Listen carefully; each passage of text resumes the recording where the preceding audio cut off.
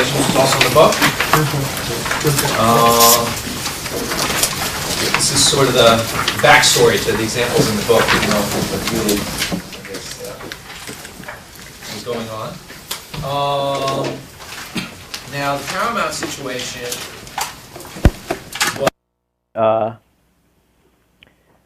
hostile battle for control of Paramount Communications back in '94, and what eventually happened is that two sides kept bidding for Paramount, and they ran out of money.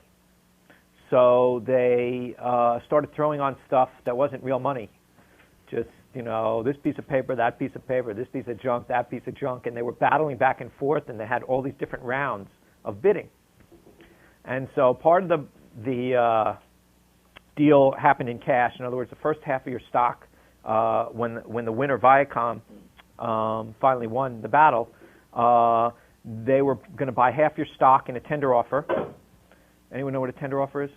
Does everyone know what a tender offer is? Okay, so they were going to buy half your stock in a tender offer on the front end and buy 51% of the shares, or 50.1% of the shares, actually, in this case, for cash. And then they were going to give you all that stuff that they didn't have on the back end. Some of it was stock, and some of it was some other stuff.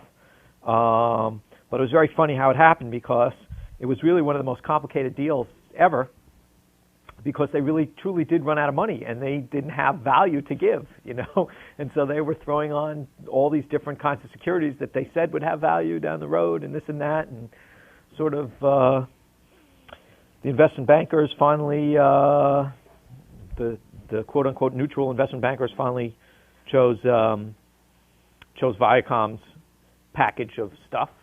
And this took place, let's just say you didn't play the merger, the whole battle. There was money to be made there. But if you didn't play the merger, and long after this thing was off the front page of the Wall Street Journal, in other words, the front end was done, Viacom had bought 50.1% of the stock for cash, and then you had sort of the cleanup 3-4 months later of buying out the other 49.9% for a package of securities. So this was no longer, when this proxy came out June 6, '94, this was no longer on the front pages, and they were just cleaning up the other half of the deal. Not half the value, but half the stock they were buying. So if you look on page 12, this is what you were getting in the back end of that deal.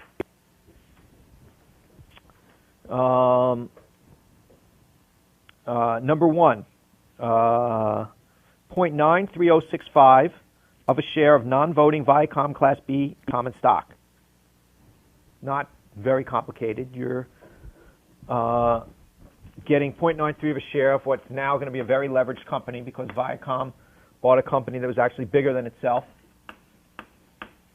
And part of the purchase price, you were going to get 0.9305 shares of stock.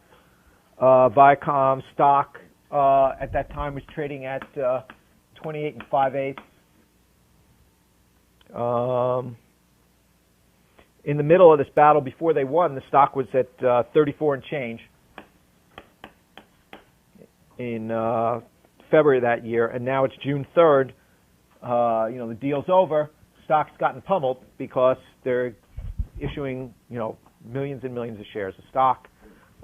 People think they overpaid because they sort of, you know, whatever that's called, the winner's curse in auctions, where the winner sort of paid a lot for it, and so that's the way we're looking at it.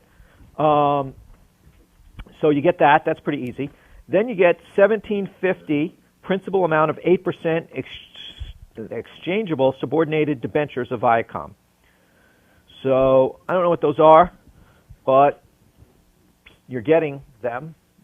$17.50, and that's face amount, 8%, and they're exchangeable and subordinated, and it's a very leveraged company, so there might be a question as to what those are worth. You have to do evaluations to figure that out. The stock, of course, at this time is only trading based on what you're getting on this package of stuff, because the front end was done, and now you only have the last 100 or 200 million shares to buy on the back end. So there's plenty to trade here. Number 3, 0.93065 of a contingent value right, representing the right to receive, under certain circumstances, cash or securities, depending on market prices, of Viacom Class B common stock during a 1, 2, or 3-year period following the merger. Clear enough? You're getting point contingent value right. We'll call it that. Looks easier that way. Now we get number 4. 0.5 of a 3-year warrant to purchase 1 share of Viacom Class B common stock at $60 per share. So you get 0.5 of a warrant struck at 60.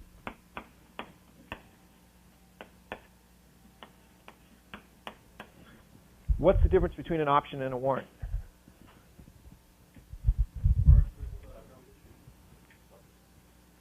Yeah, they operate as you own them. They operate the same way. In other words, a warrant gives you the right to buy stock, or in this case, you're getting 0.5 of a warrant. You probably need a full warrant to buy the stock at 60, but it gives you the right to buy the stock at 60, and it expires in, what do we say here? 3-year warrant. It expires in 3 years.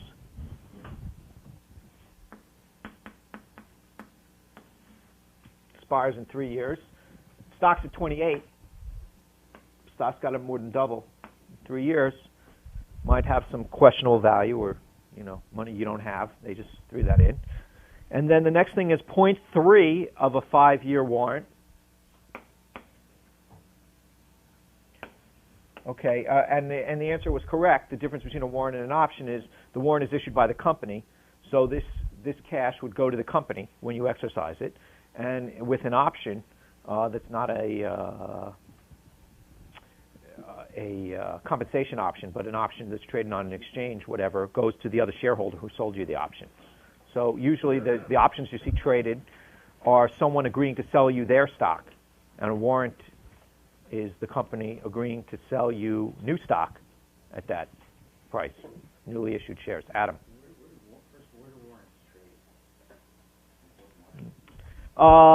They're occasionally listed, some over the counter. It just depends how big the issue was. These these initially traded over the counter. I don't know if they were listed ever.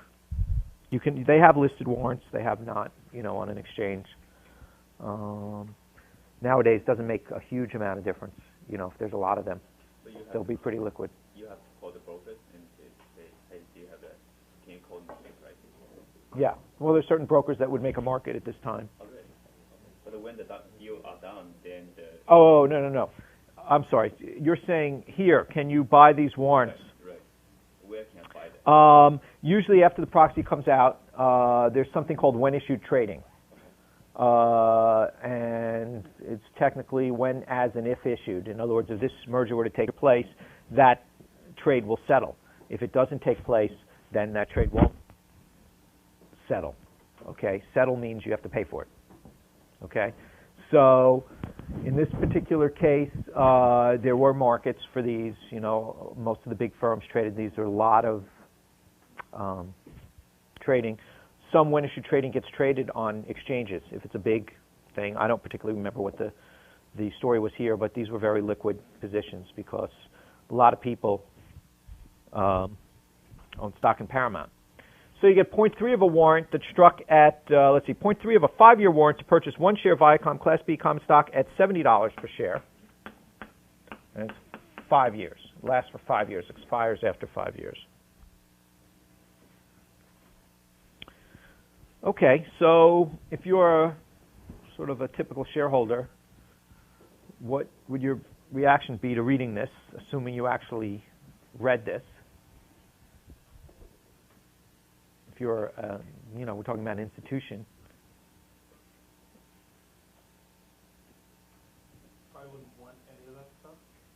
Yeah, if you're an equity mutual fund, right? That's who's going to own these things, or a pension fund or whatever. you have something apportioned to equities. So, you know, the share of Viacom may qualify. You're getting 0.93 shares, so, but you don't want the 1750 convertible exchangeable debenture. You're going to have to sell that, right? You don't want these weird warrants that are $30 and $40 out of the money. So, you know, presents an opportunity, I guess, for indiscriminate selling, I guess. So, so you have that, but then you have all these hedge funds and smart guys, and they got nothing better to do, so they'll look at this stuff. So I'll describe what the CVR is, and it's kind of an interesting security. Now, this sounds pretty complicated stuff, and so what I would ordinarily do is say, gee, what is this contingent value right, representing the right to receive under certain circumstances cash or securities depending on market prices of Viacom Class B common stock during a 1, 2, or 3 year period following the merger? Well, if you looked at the table of contents of the proxy and you go to contingent value right, you usually have to read, you know, it's like a big, thick document, you know, 400 pages that, you know, very tough to get through. But if you say, what is this thing? You go to the table of contents that says contingent value right. You go read what the contingent value right is. Now, if you turn to page 13 or 14, they say, the description of Viacom capital stock, which is already trading. We already know where it's trading. But then they have contingent value rights. Now, I'll explain what they are, but these 2 pages do. And the basic gist is that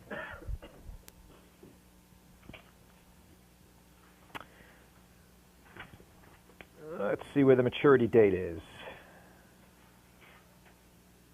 I don't know. They'll say, let's just, as an example, because this is a very specific example. So what you're getting is 0.93065 contingent value rights for every Viacom share you're getting, because you're getting 0.93065 shares.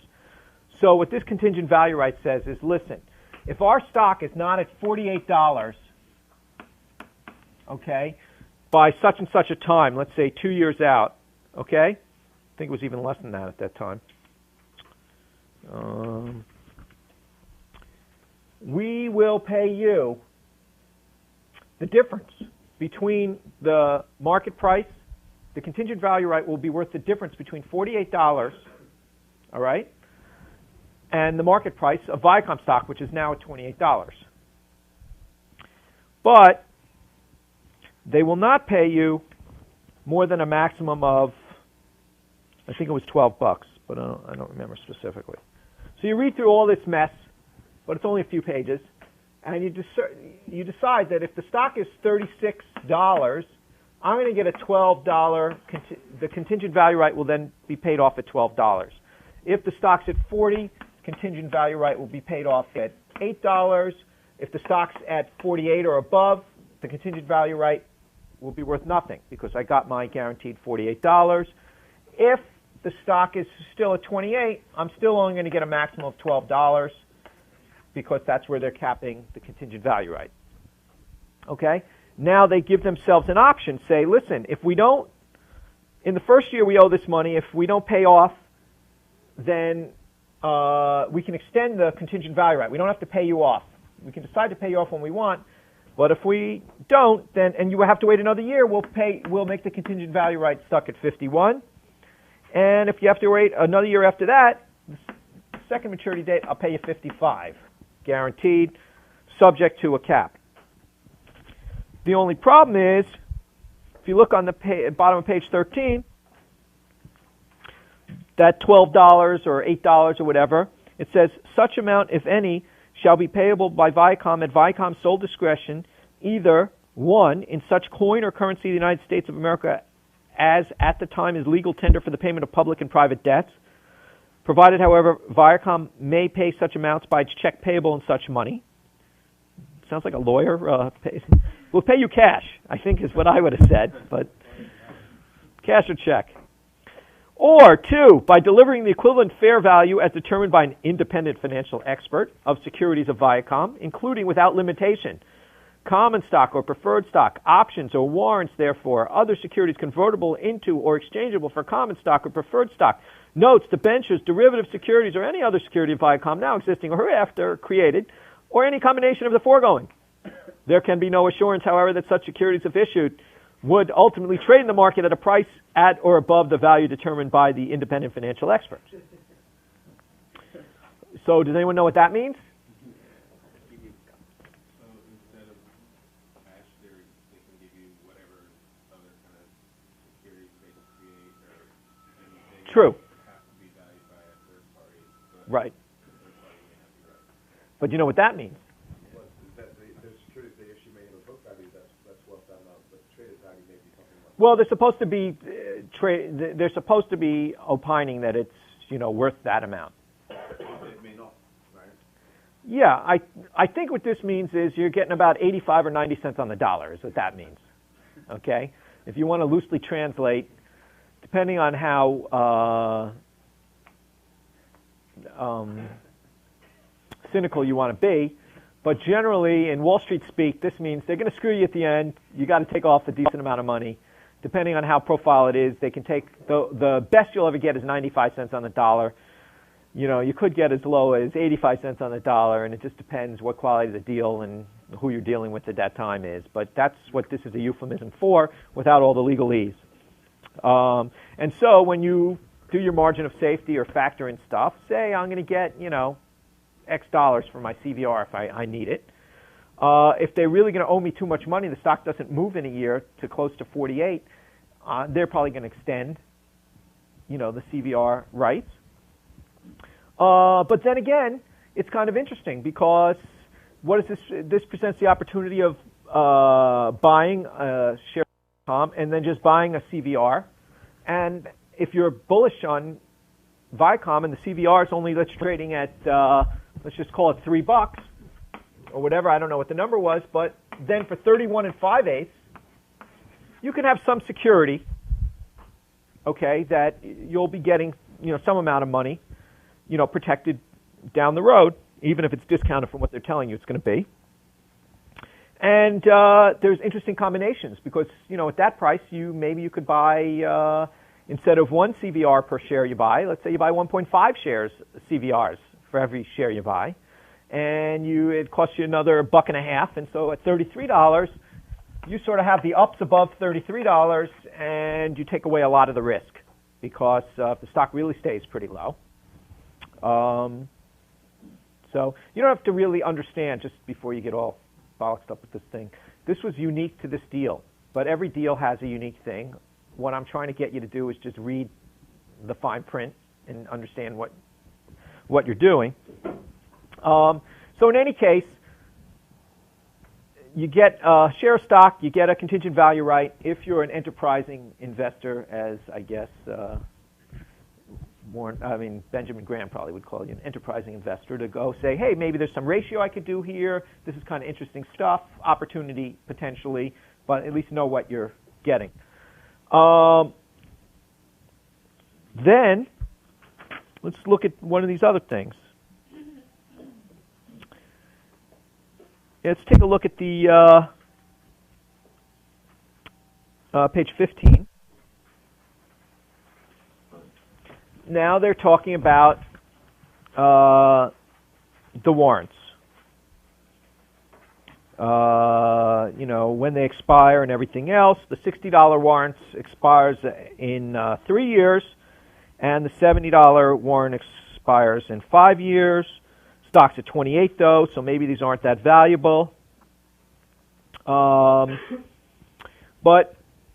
there was something that attracted me to this deal.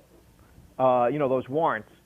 What do you think is interesting that I don't know if you can guess, but stock was at 28. You're talking about a 3-year warrant to $60. Can't be worth a lot of money. Why do you think I thought it might be worth a lot of money?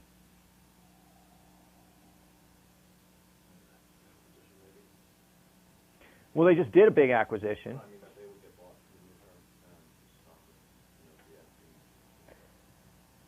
Right, we're pretty far away. That's not what I was thinking. It's possible that I was thinking that, but, you know, from 28 to 60. Well, what if I gave you this fact that, you know, Viacom just bought something with debt, and for mostly debt and cash, that was bigger than them? Because they think it's worth more than, or they think that it's going to be worth something there, or Right. around that price range. I wouldn't have set the price there.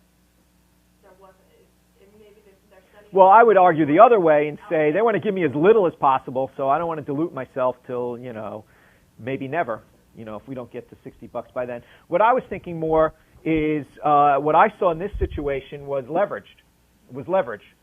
So in other words, if you have a company that has $2 in equity and $8 in debt, and the company's worth $10, okay?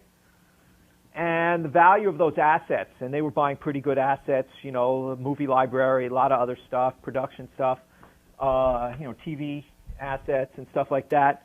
What would happen if those assets that were at $10, you know, became worth $12 down the road? Okay? Well, if this is the equity portion, for a 20% move in the value of the assets, which could happen over 3 years or even a year or whatever, you can get, you know, the equity's now worth $4. So your equity just doubled on a 20%. And if the assets move up 20%, your equity could move up 100% here. And this was a very leveraged deal. I'm just giving an extreme example, but this is an extremely leveraged deal.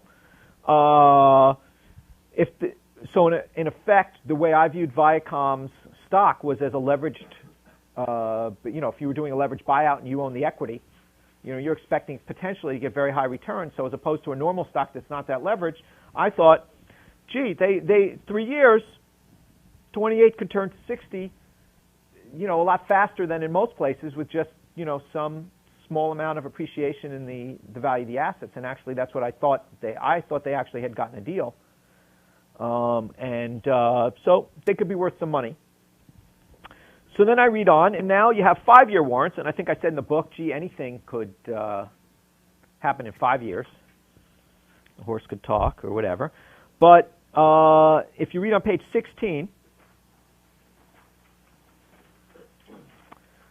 first full paragraph, in the case of Viacom 5-year warrants, such payment, in other words, what you have to do here, well, I'm sorry, the bottom of the other page, to exercise all or any of the Viacom warrants represented by a Viacom warrant certificate, the warrant holder is required to surrender to the warrant agent the Viacom warrant certificate, a duly executed copy of the subscription, and payment in full of the Viacom warrant exercise price for each share of Viacom Class B common stock as to which a Viacom warrant is exercised. In the case of the 3-year warrants, top of page 16, such payment may be made in cash or by certified or official bank or bank cashier's check payable to the order of Viacom. So basically, what this saying is you have to pay cash for, you have to pay $60 to get your shares of stock. If the stock's at 70, your warrant's worth $10. Half a warrant would be worth $5 at that point. In the case of Viacom 5-year warrants, rather than stopping there, kept reading, such payment may be made, 1, in cash or by, this is your option, in cash or by certified or official bank or bank cashier's check payable to the order of Viacom, or 2, by exchanging, if issued, either Series C preferred stock with a liquidation preference equal to the 5-year exercise price, or Viacom exchange debentures with a principal amount equal to the 5-year exercise price. All right. What does all that mean? That means that to exercise the 5-year warrants, you have a choice of paying $70 in cash,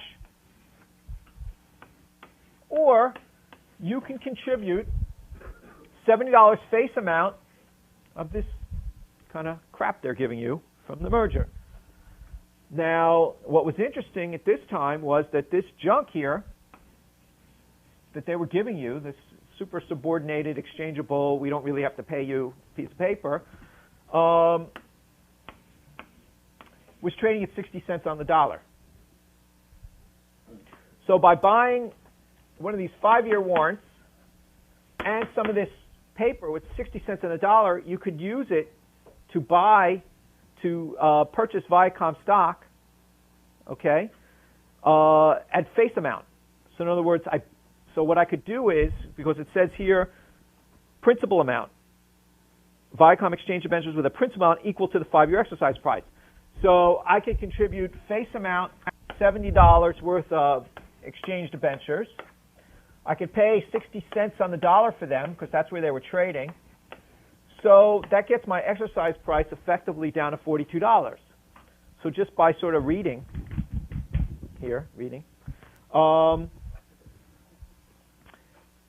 these 5-year warrants now turned into 5-year warrants struck at $42.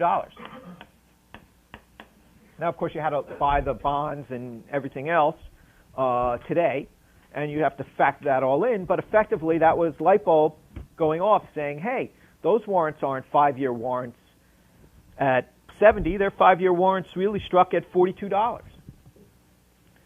So buying a combination of those, and there are different ratios and everything else if you want to get complicated. My ratio was, I think, 1 to 1. You could turn those 5-year warrants into warrants struck at $42.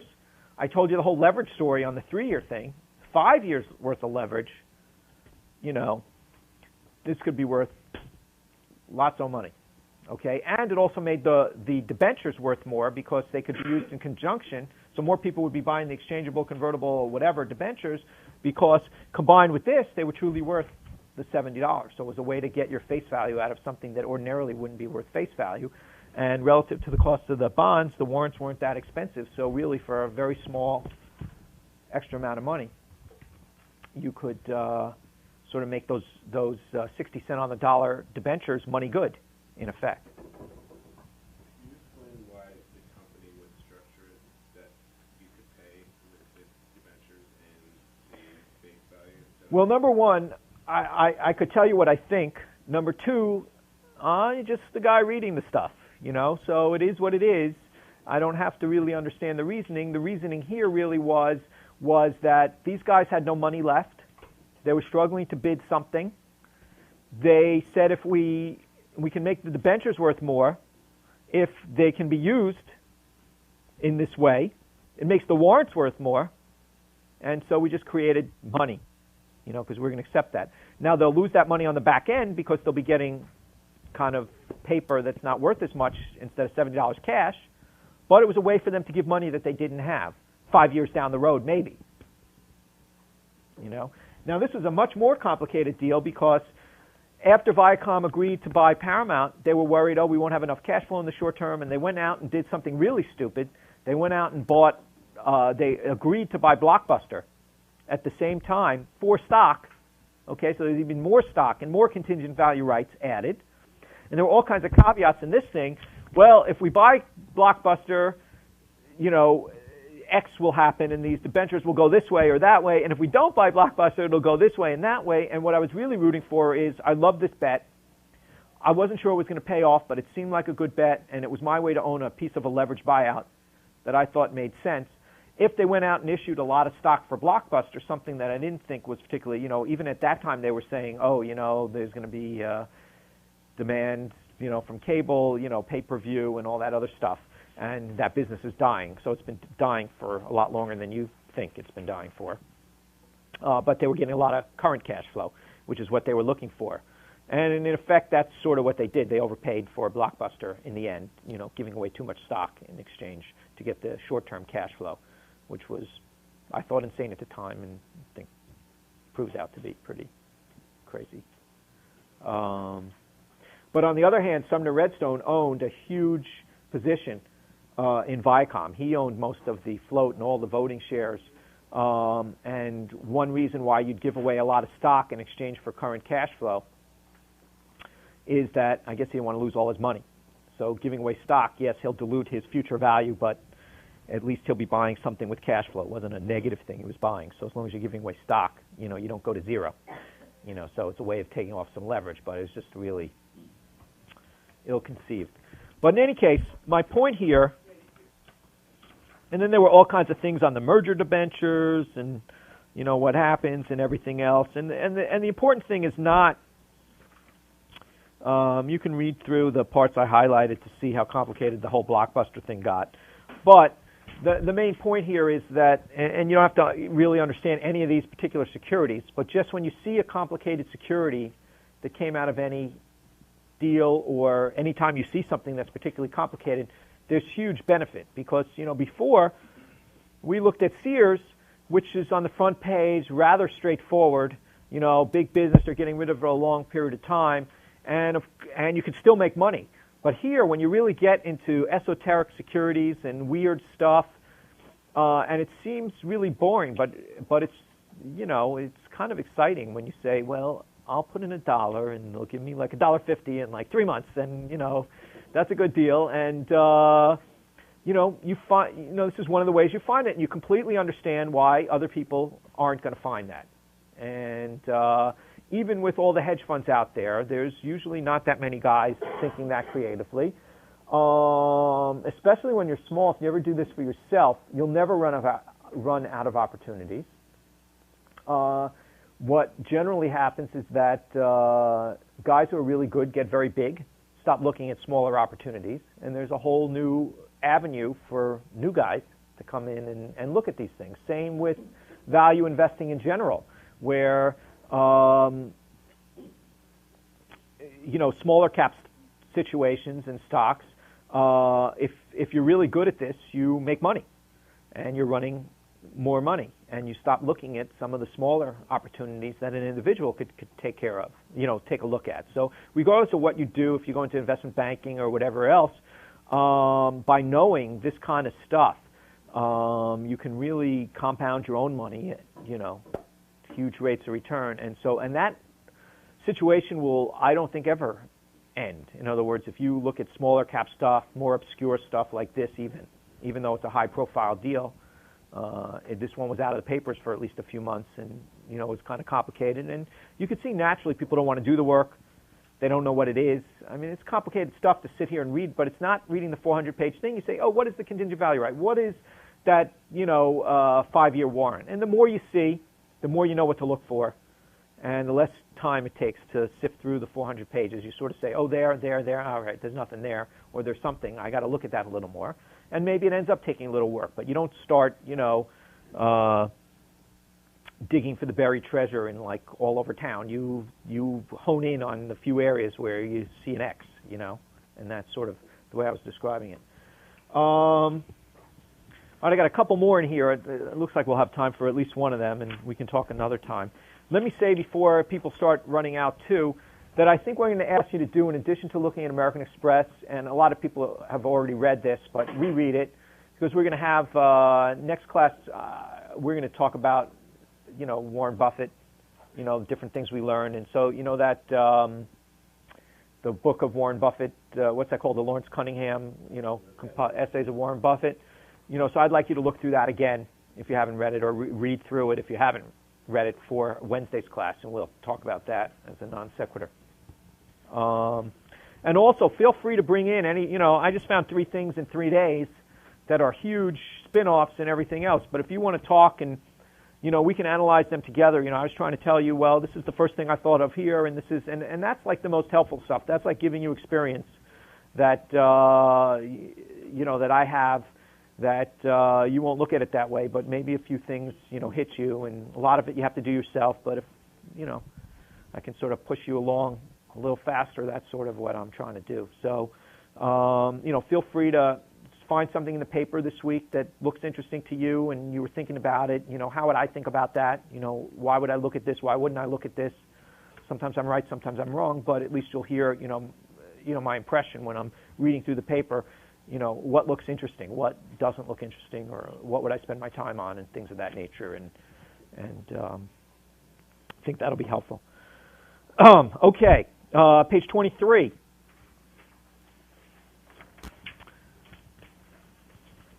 So in the book, I just, when I wrote the book, I really thought I was writing for the layperson, so I tried to make it kind of friendly. And then I think the year after I started teaching here and realized, I'm sort of writing at the MBA level, not, a lot of people, I've been doing it for long enough. It all seems like easy to me, but then you talk to normal people and they haven't been doing this for 10 or 12 years. And so, I left out a lot of details because I wasn't really writing for this audience. And you'll see in a second, the Marriott, I sort of described the big opportunity and that you have to look at each situation individually. But it's a lot more complicated than I guess I made it sound. And so if you take a look at this, the background, which I did give in the book, was that back in the early 90s, Marriott was in two businesses. Or the way I looked at it, they were in two businesses. One was managing hotels, okay, that other people owned. And one was building hotels that they owned and were looking to unload on somebody else so that they could just keep the management contract. Marriott has a valuable franchise in the sense that they have a big network. For booking, if you want to book at a Marriott someplace, they have a good name. They have a central booking place where you can book at any Marriott anywhere. And so they have a big name. And if, Marriott names obviously in a hotel in town or Joe's Hotel, people like the Marriott and they know there's a certain standard and they have quality control and all kinds of other things that go along with running a decent chain anyway. And so that was really their business that was really good. They had a good business. But unfortunately, there was a real estate downturn in the early 90s, and Marriott, who was building a lot of hotels, to then they were eventually trying to unload and keep the management contracts for the hotels. So in other words, they'd have a so one involved putting a lot of assets in a business, owning hotels, yet managing the hotels was a low asset business, high return on capital business, and that's the one they really liked. But in the real estate downturn in the 90s, they got stuck with a lot of hotels that they had built, a lot of capital in those businesses, and they were really hurting, and they couldn't sell those hotels, and they were stuck with tons of assets on their balance sheets. They had a CFO who was a pretty bright guy, and he said, gee, I'm looking at the debentures on all our debt that we used to borrow money and that we blew on all these hotels. It turns out we can, because I guess the debentures were written so asset heavy, that they care about not the assets depleting, we can sort of steal away our management business, which is just a fee collecting management business, and leave all the debt with the, low earning, crummy assets. And that was a basic idea, and there's nothing in our debentures that says we can't do that because we're keeping all the assets here. We're just stripping off the earning stream, okay? Obviously, there's probably been a few amendments to debentures and stuff like that now, but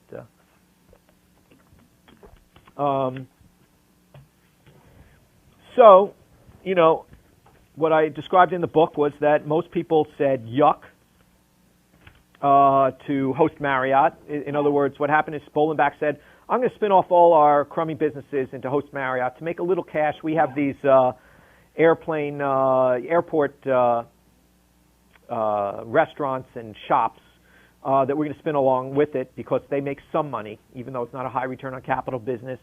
They make some money. That's when you buy a pizza for $7 at the airport. That's host Marriott. Little pizza like this size. And that's what they do, and sell you, candy for too much and stuff like that. So that business plus all the hotel business, they were going to spin off into sort of the bad business, host Marriott. They were going to stick all the debt on it. And it looked like from the Wall Street Journal articles that, it's going to be about $4 a share in book value or something, about $400 million in equity, assuming there were about 100 million shares, it's going to be in host Marriott, and $2.2 billion or so in debt, or $2.3 billion in debt.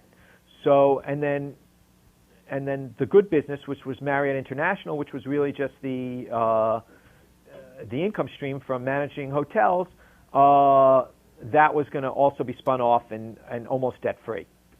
So they were going to load all the bad stuff on the bad business and keep the good business relatively debt free. And as you would imagine, everyone went yuck to the the thing, and I wrote in the book that, of course, one thing that piqued my interest was the fact that Bolenbach was going with the yuck business, the one who thought this whole thing up. The other thing that struck me was, I always liked this leverage idea. I was always jealous of the leverage buyout guys. They were making so much money, so I was always looking, like, whether it's Viacom or something like this, where leverage could be a good thing if the values are actually there. So I didn't know if there would really be values, or they were just selling us the junk in Host Marriott. But I said, when it happens, when all the documents come out, and if you look on page 23, 24, 25, 26, it's the table of contents, very long thing, but I could poke through this and try to figure out what I was getting.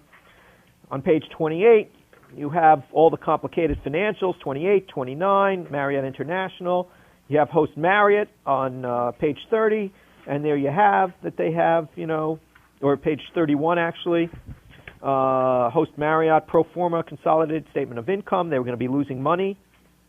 They were going to have, whatever I said, $2.2 or $2.3 billion worth of debt for $300 or $400 million worth of equity. So hugely leveraged. And then I find this page, if you look, it says 34 on the bottom, but on the top it says 32. See this chart? So I'm looking through this. It looks like terrible. Huge, just as advertised, huge amount of debt. They're going to be losing money on a pro forma basis. It just looks ugly. Okay? Then I find this chart. I say, that's an interesting chart. I didn't really probably say that, but I tried to figure it out. So I'll skip to the chase. What this means is there was a parent company, Host Marriott Corporation. Let me erase this.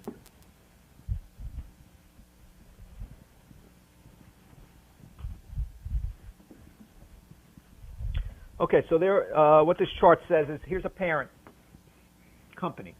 And this parent company has this list of assets. You see that list, the retained businesses, okay? Over here, this list, 11 full-service hotels, all that stuff. Here's the parent. And that's called Host Marriott Corporation. Then you had a box here that says HMH Holding, new notes guarantor, credit agreement borrower. So that was kind of interesting to me. Okay, so all the other assets were in this thing. And it turned out, when you look through this, it said, this is the only entity, the subsidiary is the only thing that was going to owe all that money. So most of the debt was owed by this subsidiary, which held, most of the hotels and, a lot of the assets of the airport shops and food places and everything else. And this was going to owe about, I don't remember the number, I think it was $1.8 billion out of the $2.2 or $3 billion, okay? So what that means when it's owned by the subsidiary, this is the guarantor, meaning whatever assets were in here owed the $1.8 billion. If they could not pay the $1.8 billion, you could not go to the parent to collect the money because the guarantor was over here. So the parent was not guaranteed. So they say, hey, you can't pay us, so they can attach these assets. They can come after all these assets, but they can't get to anything in the parent. Okay? So, number one, I like this because this is a standalone entity with $1.8 billion. I don't know how much equity really was in here, but I would imagine since they're guaranteeing it's a possibility that they can pay this debt off and there's more value in here. But here's a parent that doesn't owe all that debt. The parent only owes the remaining $300 or $400 million, not this $1.8 billion gets wiped off. And I said, gee, what's in that parent? And it says 11 full-service hotels, 11 residence inns, 9 airport concessions, 6 toll roads, 3 stadiums and arenas, 26 restaurants, 31 partnership investments, 33 partnership investments in 1 undeveloped land parcel. Now, you could probably figure it takes some scouting work to figure out what that is. But one of the big assets in this was something called the San Francisco Marriott. And out of the 300 or so of debt, I think there was at the time, 250 was on mortgage on the San Francisco Marriott. Now, the San Francisco Marriott was not doing too well at that time, and so that was at risk.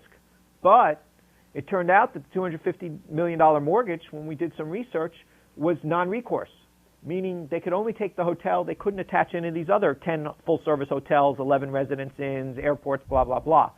So in other words, what looked like a hugely leveraged thing when it was written up in the newspapers and everything else, by actually doing the work and finding this chart, okay, and then looking to see what it meant, said, well, all these assets, yes, they can have, but they can't get to the parent with that $1.8 billion in debt. Now, the parent, the vast majority of the debt is owed by one hotel, and that debt is non-recourse, meaning they can't come after the rest of the parent's assets for that recourse. So now I almost have a debt-free business in the parent.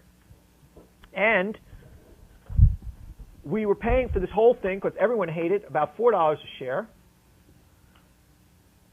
We figured out, we said, all right, let's write off the San Francisco Marriott, even though we had a leverage play there that maybe could be, the equity could be worth something.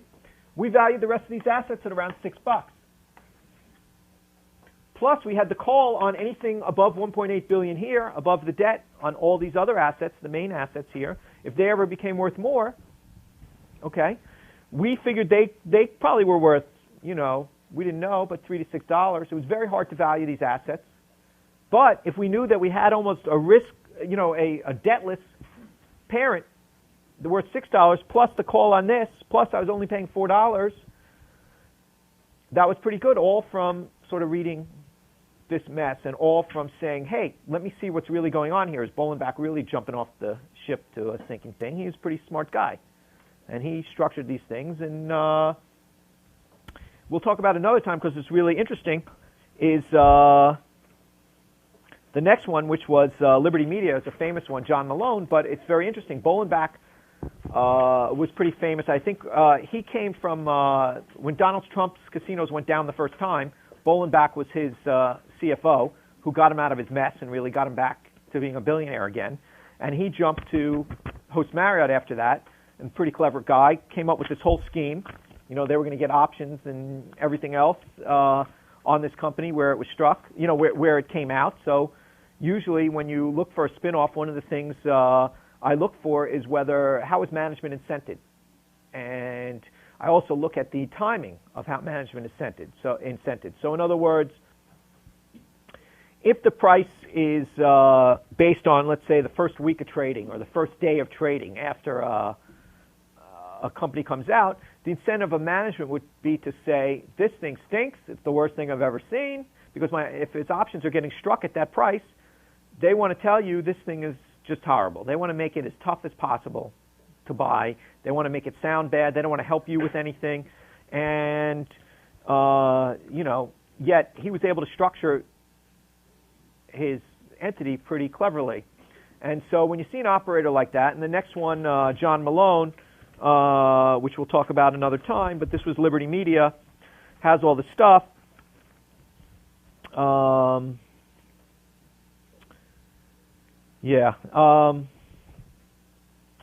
You know, when you see a guy that's such a great operator like that, you want to take extra careful. You know, the cat is out of the, what's the word? The cat is out of the bag.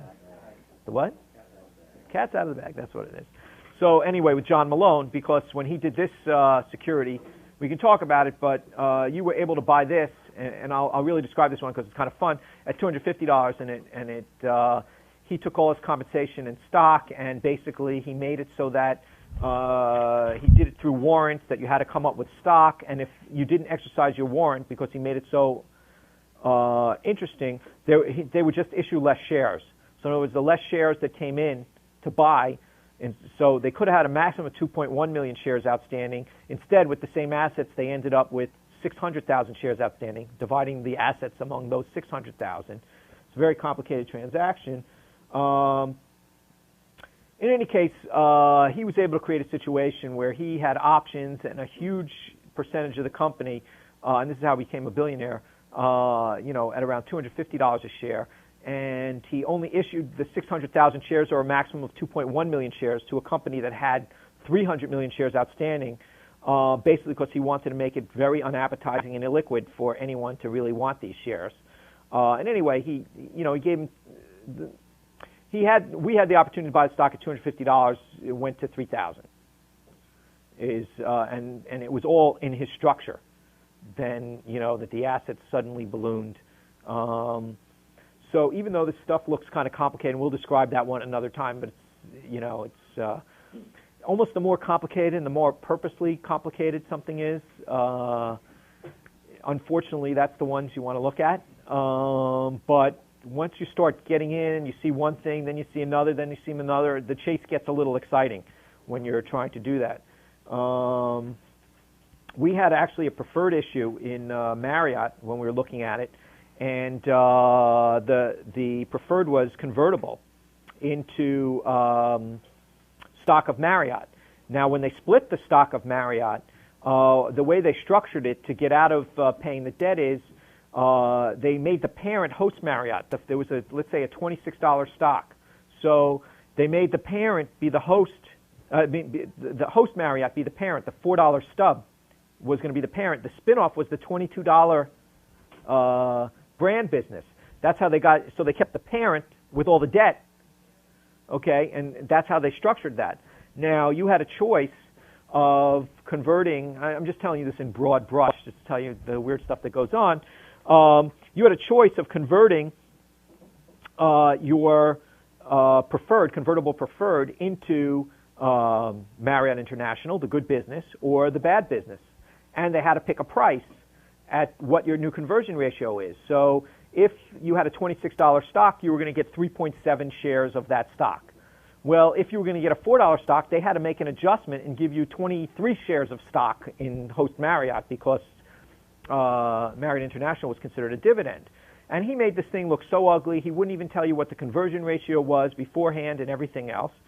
And I wanted to own the Host Marriott, like the only one, so he made it almost impossible to keep your preferred stock. He wanted you converted to Marriott International, so there'd be less shares outstanding of Host Marriott. We got 6 phone calls the last week having people like coming to our office to help us fill out the forms so that we could convert into Marriott International. And every time they would call, we'd all laugh, because we knew what they were trying to do, get us not to take the Host Marriott, the piece of garbage.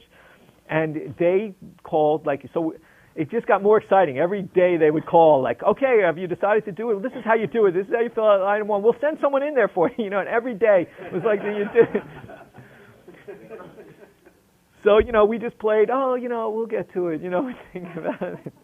So we just got a call every day, and we were very excited. And we actually blindly chose to stay with Host Marriott, not knowing what the conversion ratio was, because they would not tell you beforehand to prevent anyone who was sane to take that risk. And we had our lawyers ready anyway. But just to tell you the sort of backstory of some of these things that went on, those are just sort of the fun things that happen when you're sort of in this netherworld of looking at obscure, complicated things that they don't want you to look at. A lot of opportunities there. Anyway, we'll talk about all kinds of situations as the course goes on, as many as you want. But Wednesday we're going to get back to a little bit of basics and talk about the things that we can take away from reading about Warren Buffett. I also really want you to do some work on American Express and see if any of the suppositions that I made here today, and I don't know the answer to them yet, make any sense. And I'll see you on Wednesday normal time. Regarding on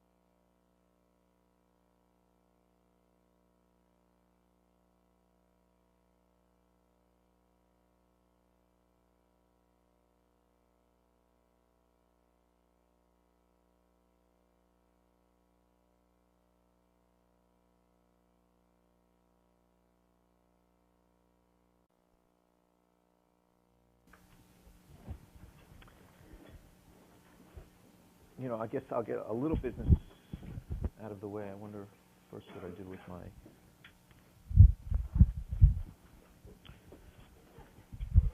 Okay, good. Your first assignment will be due March 16th. Sounds like a far way away, but we have a class this coming Wednesday. The following week, I am out. I was hoping to reschedule a class, and I'll discuss this again next class, for the following Wednesday during our normal time.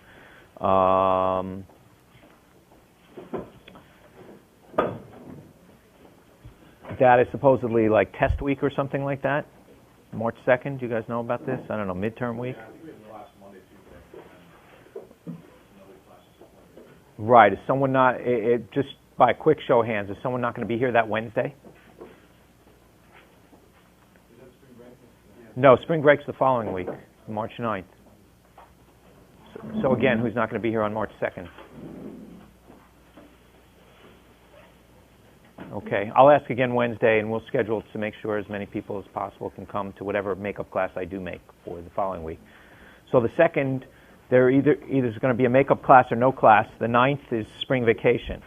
So the 16th is not so far away.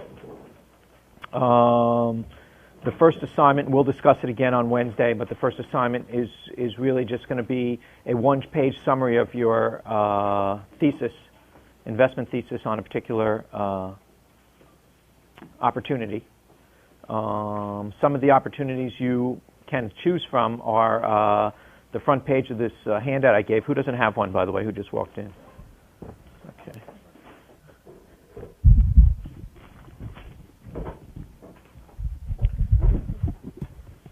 Anybody? Oh, yeah. Who else? Nobody? Okay.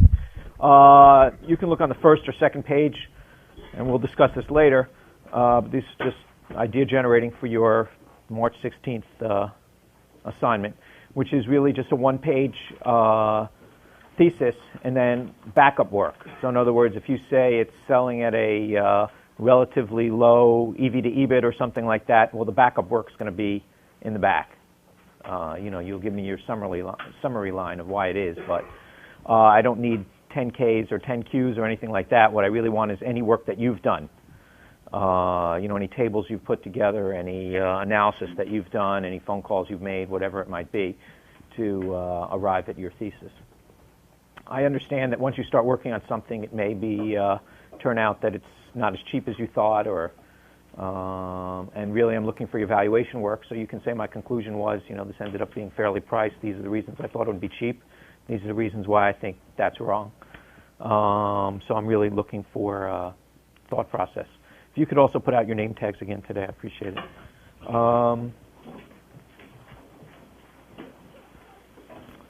That's a bit of housekeeping. So I will see you Wednesday, regardless. So I assume you all sort of read the book and are sort of sick of special situations, but assuming that you're not and you like to make money, we'll talk about a few things today. I found this book a year or two ago just to make you think that these things haven't been around for a while. This book was written, Investor's Guide to Special Situations in the Stock Market, in 1966, but the first edition was, I think, 1958 of this book. And, if you look on the back, it talks about liquidations, stubs, divestitures, tenders, appraisals, oversubscriptions, mergers, acquisitions, reorganizations, recapitalizations, unique situations, turnaround situations, change in line of business, empire builders. So, been around for a long time. People have been making money doing this. And Adam asked me right before class started, I just read this book, and has it become harder to make money doing this kind of stuff since I wrote the book? And the answer really is no. People also say, there's like tons of hedge funds out there. There's so much money chasing, these great opportunities now, and everything's. And, I find that pretty amazing. I do think that in the last 6 months or year, the market has gotten higher because we've had a couple good stock market years, and many things are much more full priced. And this isn't a particularly, this isn't the most opportunities I've ever seen. It's one of the least. Then again, I only have to go back to the spring of 2003 or the fall of 2002, and there were incredible bargains all over the place. You have to go back to 1999 and say, insanity reigned. And, there were huge opportunities on the long and the short side, in the short term. And it's not like, the money's doubled in the last 2 years, chasing these things. It's just that,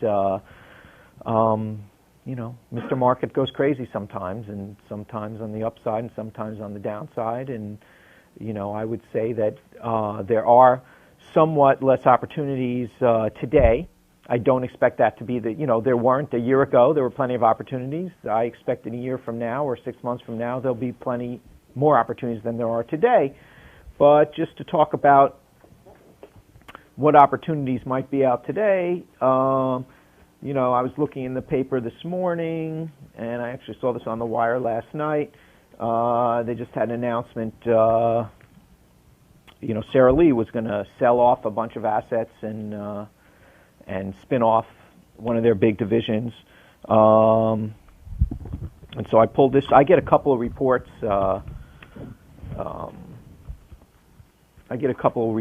That follow spin-offs just because, it's easier for them to give me a list of stuff, and that's the spin-off calendar is one of the things that I get. You really could get this by, for $1, by reading the paper, but, or off the internet and many, many sources, but I don't really even look at these that closely. Occasionally I'll skim at them because I'm following them day to day. I see what's going on. Here's just a little handout on Sara Lee, and you take a look at this. So basically, they make food and apparel, and so they have Hanes and they have Ballpark Franks, and there wasn't that much synergy among them. I think the Times article this morning was saying something to the effect that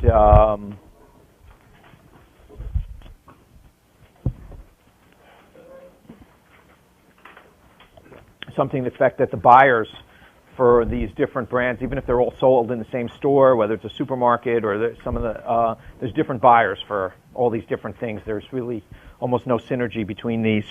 It's a huge company. Tons of different brands. I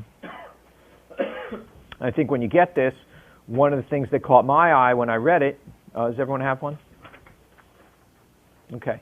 One of the things that caught my eye when I read this, if you skip down to the bottom paragraph, and you can read this on your own time, the last line, it says, the branded apparel segment of the business, for instance, generated a single-digit operating margin and an 11% return on assets in 2004, while the beverage and household products division produced margins and returns on assets of about 16 and 20%. So, 20% or more return on assets. And some of the household products division may look interesting. They're selling some, they're spinning some off. That could be a good business. Obviously, why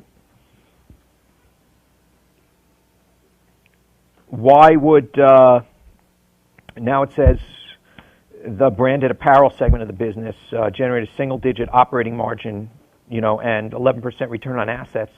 So we went through that whole analysis, and we're looking for stuff that has, high EBIT to tangible assets and stuff like that. So why would I, even take a look at that one? And why would that be interesting? I understand why that 20% more return on assets is interesting. We're going to look at that good business, or try to buy it at a bargain price. We get that part. So why is the 11% return on assets potentially interesting? Might be really cheap when they spin it out or something like that. Yeah, if I were what I was doing 25, 30 years ago, what Buffett was doing in the 50s and early 60s, I might say, yes, it's a crappy business, but I can buy it really cheap. That's not really what I do anymore, really, from the School of Hard Knocks. Not that I didn't get paid, but you just get paid a lot more for buying good businesses. So why wouldn't I just write this one off? Yeah. Maybe because it's an executive part of a bigger company, it wasn't run as well as it could be. That's one reason, yeah. So maybe they could do better. So that 11% is not static. Are you going to buy the parent company because once it's spin off? You know, I didn't even look close enough to know which one's going to be remaining the parent. They're splitting off. And what I call, so, you know, all those studies that you read in the book, or the study that you read in the book, saying that the spin-off does better than the parent. Generally, and that's an average over a long period of time. Usually the spin-off is the smaller company, but occasionally the spin-off will be the larger company. And I'm not sure even if there's a correlation between which one's larger and which one's small is going to do well. What I would just say generally, without looking at statistics too much, is they both present a potential opportunity. And I would not look at either one or say, oh, I'm only going to look at this one because that's the spin-off. I would look at both. In this case, they may be equally sized. I don't really know. Just I think Amex, when they spin off Lehman Brothers, I think that's huge. You should take a look at Amex because they spin off a bad asset, which means when they were put together, there should be sort of the discount because they have good business and the bad business. You know, if you put them. Well, that's a good point. I mean, basically, there is generally a conglomerate discount. You know, a guy who really has an opinion on the apparel business or the branded apparel business or the branded food business. You know, different strokes for different folks.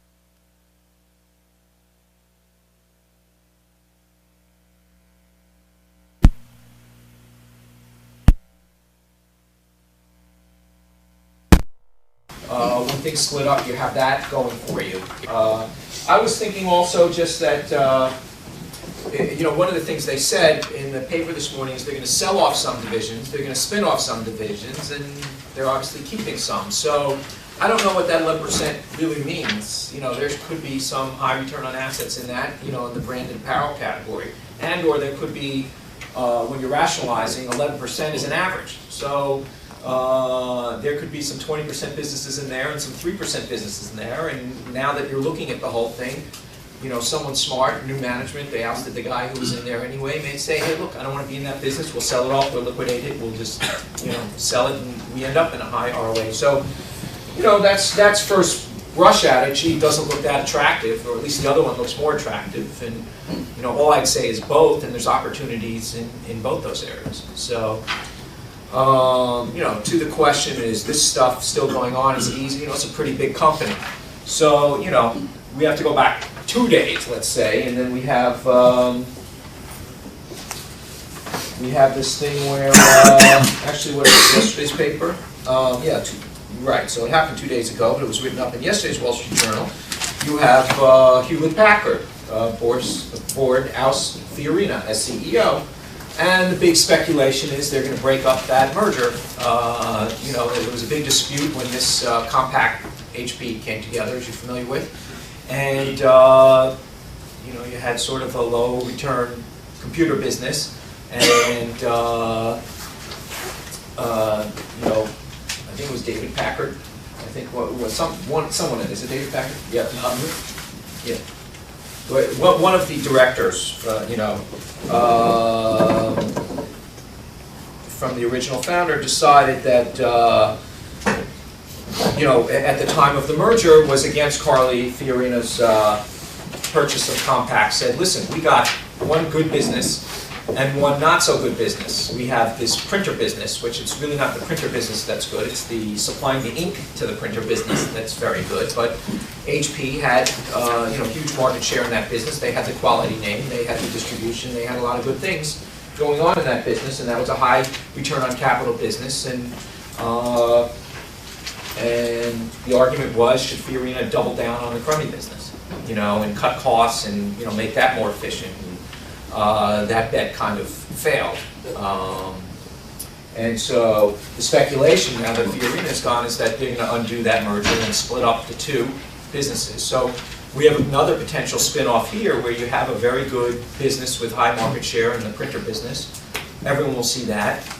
And then you have the computer business. I don't know how it all plays out, but, you know, sort of it's an out-of-favor stock, really hasn't appreciate it much in a lot of years. And so to partially answer the question, you know, is it easy to make money? Huge market cap company, a lot of disarray, uncertainty here. Yeah, Adam. So for, in this case, for example, what would your process do? Would you just wait as more information comes out and follow the paper, or would you start trying to look into business a little more? Well, if I were your age, I would start now. You know, I'm not as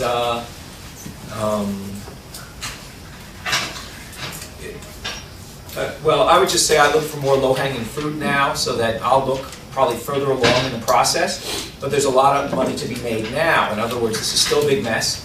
Both of these things are a big mess. And what I would do, or what you should do, is to tear apart the company right now and get your first guess as to what the combined would be worth on a conservative basis. Sometimes you can do it, sometimes you can't.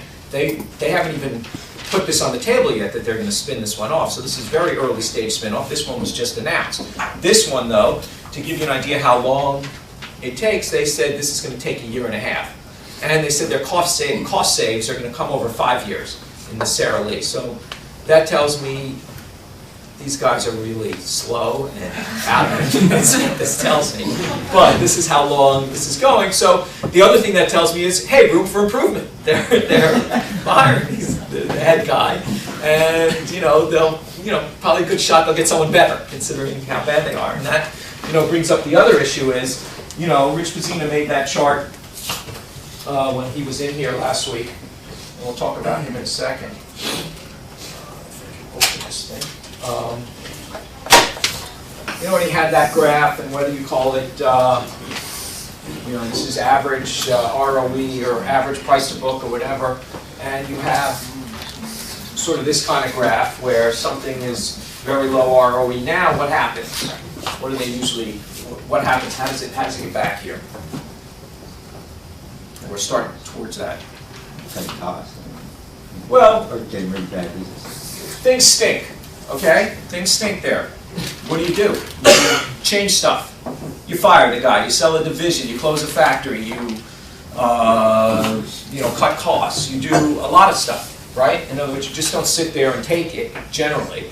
And so the natural thing is to make changes. So, sometimes when I own a company, I'm actually, and I think it's really cheap, and it's being run badly, I'll say, I hope things get worse, because I want these guys gone. And if they're not getting rid of them now, in 3 or 6 months, if things continue to deteriorate, they won't have any choice but to get rid of these guys. And as long as I've left myself enough margin of safety to suffer through that, that's one of the benefits of having a long-term time horizon. If you say, if you're looking to make money, you're a money manager, you're looking to make money in the next 6 to 12 months, that's tough to live through. But if I'm getting a big discount and I'm looking at 3 years and saying, look, here's assets. They with this stuff going on without doing something for more than another 6 or 12 months. So there's an occasional time where I have a company, I'm rooting for things to get really bad, even though I still own it, because I've already put that into my stock price. Everyone knows it's really bad. And I just want some kind of change. I want some special situation to happen where they decide, I'm getting rid of that division, I'm getting rid of that manager, I'm closing that, I can't make it, I can't manufacture in the US anymore, I'm going to outsource everything. Or whatever it might be, she was wrong, and we've known that for 3 years, but, time's up now, And so, these things are always percolating. There's always companies in trouble or things not going particularly well. Obviously, special situations like mergers or something like that, there are, the occasional guys who's good at empire building or, making strategic acquisitions, and you're in that mode and it's from a position of strength. But a lot of these things come from a position of weakness, a lot of these spin-offs. So, anyway, so, I'm just trying to give you an idea of how I look at these things. Hey, the 20% plus business, ROA business is interesting. Hey, the 11% business, they have, 15 brands. I don't know what's doing well and what's not. I mean, it's a big conglomerate. So that doesn't mean that much to me. That means there could be a huge disparity someplace, and I'm going to go look at this. And they're going to sell some and they're going to spin some off, so I don't know what I'm going to even end up with. So the question is when I'd start looking at these. if I looked at, I think Sara Lee was at 23, I don't know, if I figured the two pieces were worth 36, I'd start looking at now. So how do I figure that out? I'm looking now. If I think they're worth maybe 27, I might like one or the other, I probably wouldn't play now. Okay, because that's not a big enough margin of safety for me. But so, you know, and all the numbers I'm talking about are obviously guesses and, you know, estimates. When someone says, oh, this business is going to grow or something like that, I'm more skeptical of a claim like that rather than, let's say, a cost-cutting story. On the other hand, when someone says, I'm going to cut these costs and that, I discount that hugely. I mean, that strategy was basically the Fiorina strategy at Hewlett-Packard. It really wasn't the growth strategy. It was the, hey, we're going to combine these two and slash costs, and that's an easy one. You know, they probably did slash costs, and the business got worse, you know, more competitive anyway. I mean, it's a tough business. So, you know, works both ways. You know, none of these, you know, I gave you the spin-off calendar from January, so none of these are on it. Here's one that was announced a few weeks ago you might have heard of, and this one is American Express. Okay, these are all large cap companies, and you know, if you're an efficient market guy, you know, I'm not going to look here. You know, 30 analysts are looking at this. This is what they do terribly. This is what, you know, when some extraordinary event takes place to a company like this, they're used to following the company as they know it, and this is the type of thing that they're just not good at. They're not good at change. Generally, they're not good at staying the same either, but they're particularly bad at, you know, they'll suspend a rating, or they'll, you know, something really extraordinary event has taken place, they'll suspend a rating for a while, or they won't rate the thing, and or they won't analyze it anymore till the smoke is cleared, or whatever it might be. And, you know, so there's an opportunity for you. Here, once again, this struck me. This was, you know, the first day it came out from the Dow Jones Newswire. American Express, and a few things caught my eye with this. He added that the removal of AEFA, which is American Express Financial Advisors. Who knows what that business is? It's basically an financial advisory business for middle-income Americans, and it's, you know, if you need to invest your retirement money, you go to an advisor and they say, oh, put your money in these funds, and you these know, funds meaning these American Express. Yes, although they say they don't do that, but they probably do. They do that a lot. Yeah. And they're not good funds.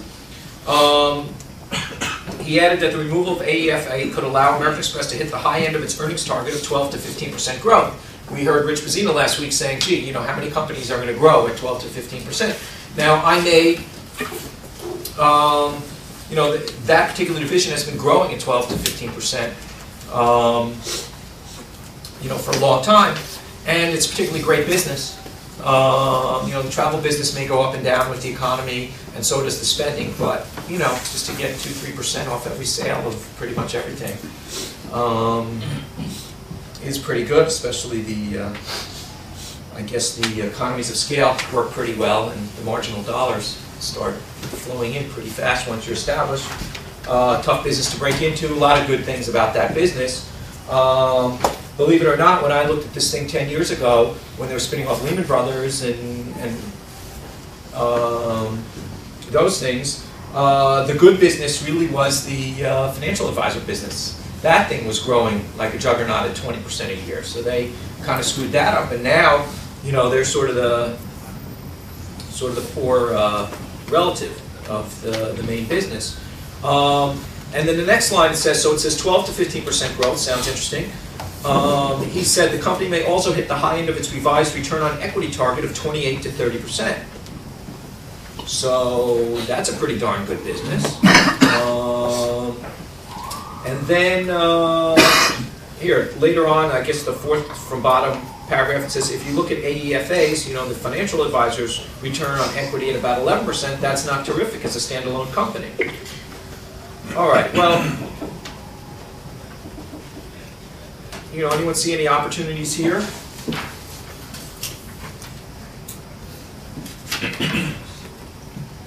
Well, So it's the same thing as Sara Lee. This part of the company is sort of taking the blame for all the screw-ups the company's made over about the last 5 years. And so sort of once they get away from the rest of American Express, there's a lot of opportunity for them to improve. Right, they're screwing something up because they should have a very good business. Yeah, and I thought I remember also that the managers of the AFA were going to stay with that company, stay with that business, which made me think that maybe they have a choice to stay in American, especially going to that business, but they probably think it's not such a bad business.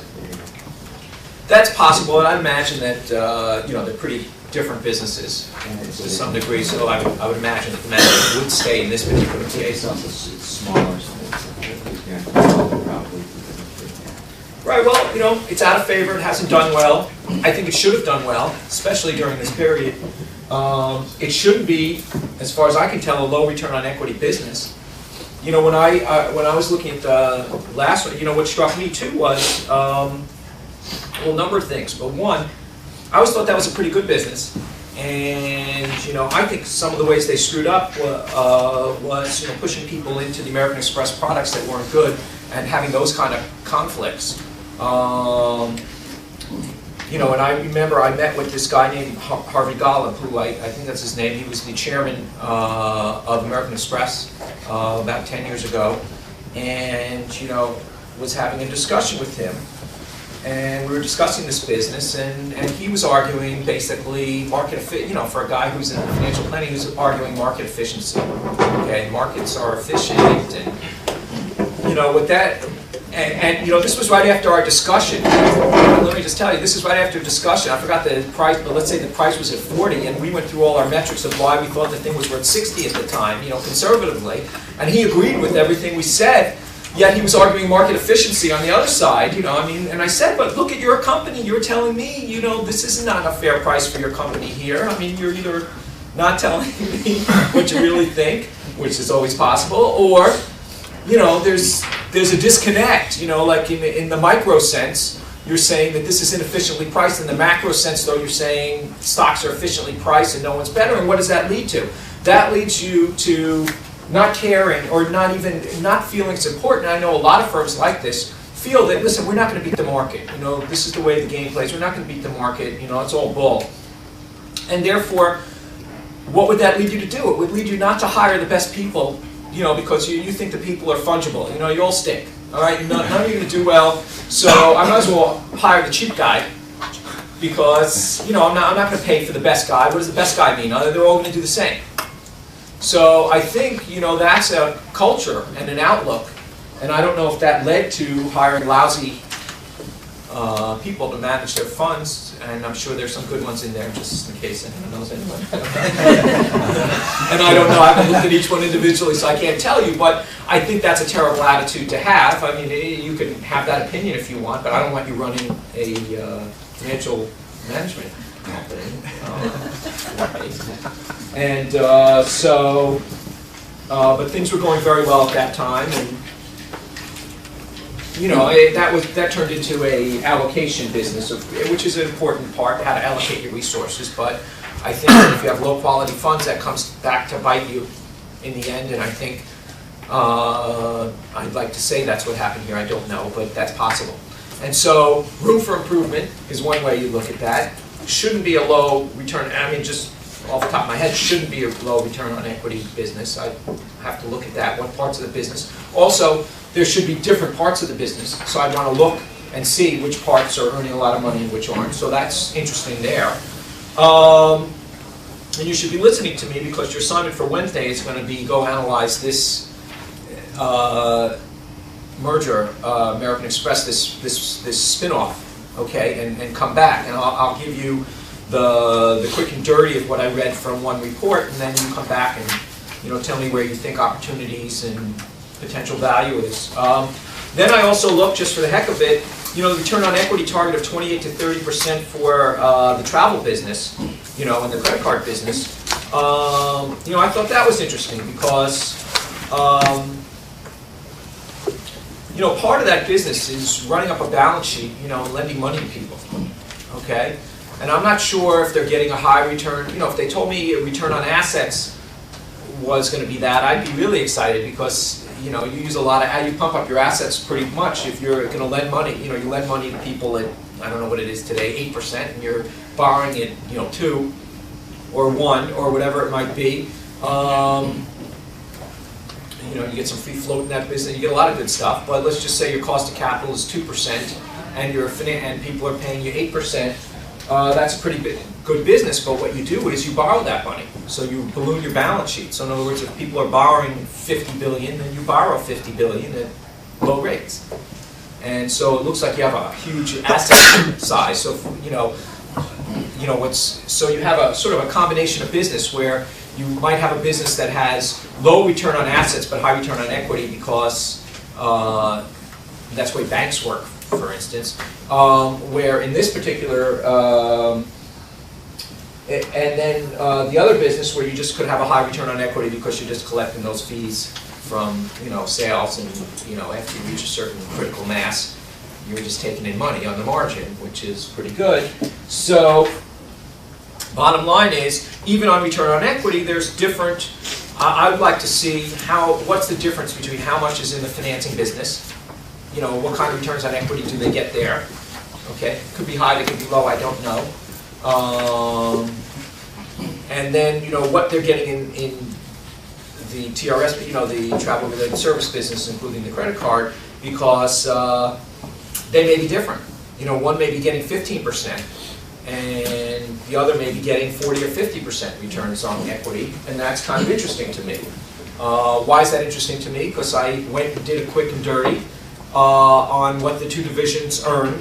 Just reading one quick analyst report just to get a guess of what they're earning, and I think for this coming year, this particular analyst said, gee, I think the travel-related service business, the good business, let's call it, is going to earn $2.50, and the quote-unquote bad business is going to earn 56 cents. So he gave a 16 multiple to the bad business, so 56 cents times 16, whatever worked out to, let's say, $9. Stock's at 55, by the way. So he gave that,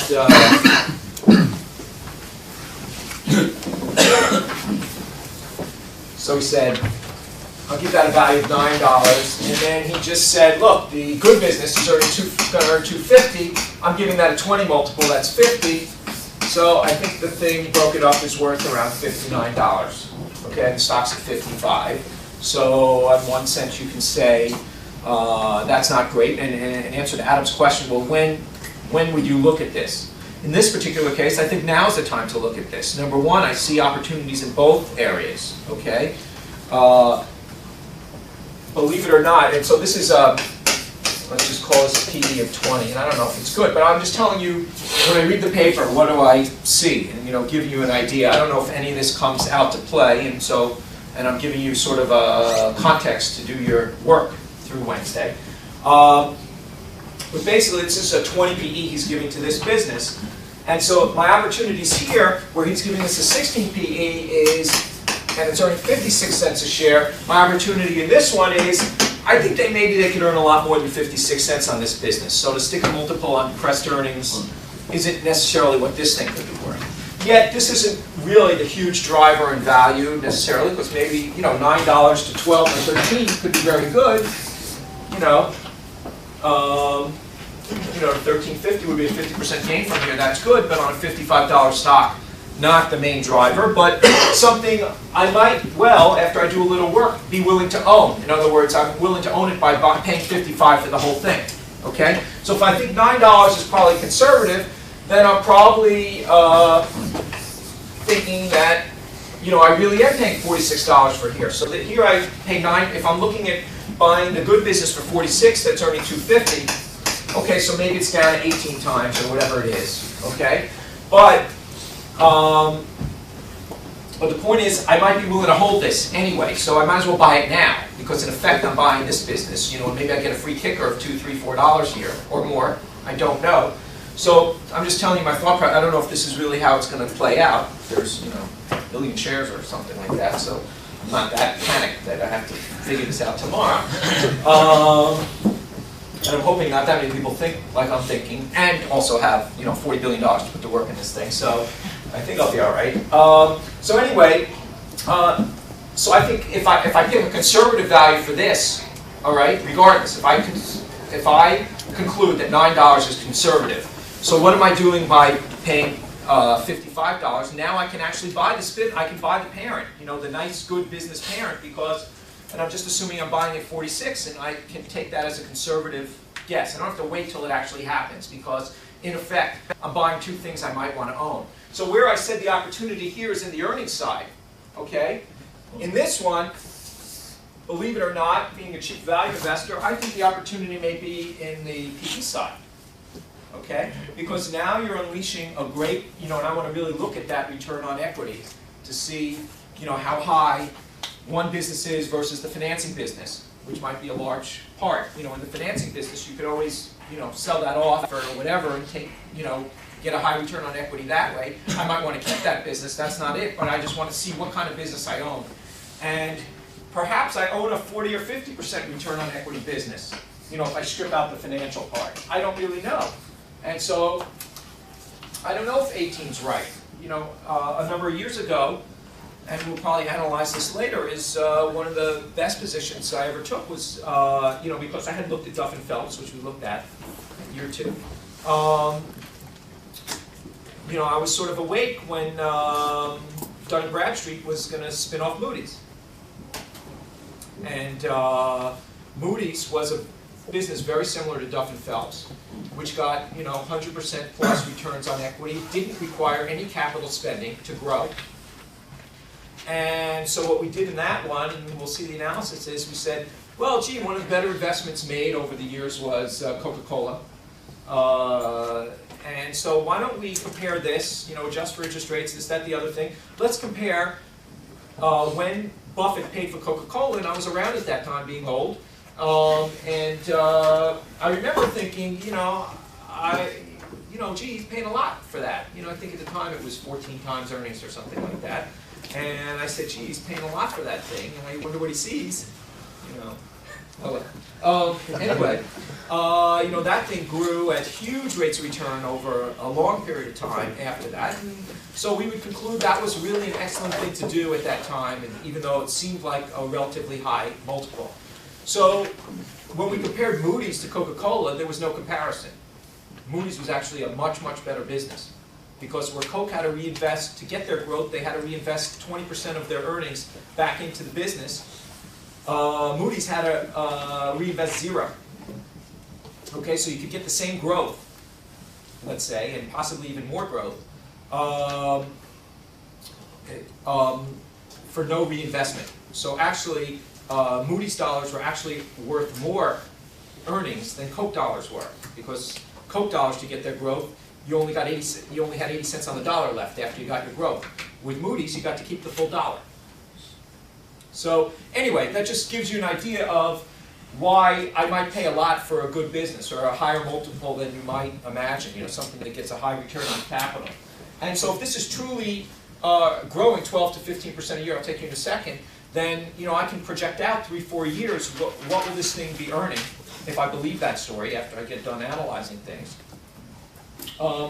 You know, and put a multiple on it, you know, in other words, you know, remember, you know, if 10-year bond yields are 4%, you know, and I could earn, I could buy a business for $100 that's earning $4.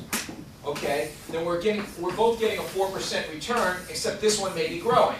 Now, what I said to you was, yeah, that's true, but that analysis kind of breaks down when you get to very low interest rates, and I told you I would never use less than 6% for this. So when I'm comparing this, what I would say is, you know, I may take, you know, if you have a 20 PE, right, that would be the equivalent of $5 in earnings you're paying $100 for, so a 5% sort of current yield, all right? And let's say I have to compete with a 6% minimum 10-year bond yield, okay? This can compete if I think it's going to grow a lot, okay? And I might rather have that, depending on how solid I think the business is, how good the franchise is, how confident I am in my predictions. I may well want to have this. It's not to say I can't find other things that are cheaper than this, But that's my first analysis, is to compare it, would I rather own this or a bond, a 10-year bond? And in Coke's case, I mean not Coke, in American Express case, I can already get this down to probably, I don't know, you know, 5.5%, 6% yield, and so I'm starting from there on something that's going to grow 12 to 15%. I want to see how much capital has to go into that business to get that growth. I want to see what kind of returns on capital are going into the business when I strip out the financial business. Okay? How did you get to the growth, 12 to 15%? I don't know. I read it in the Wall Street Journal. So I'm not sure. I haven't done the work yet. I'd have to confirm. Okay. I'd have. It's no. American Express gave that guidance. Okay. He added that the removal of AEFA, and who is he? He is.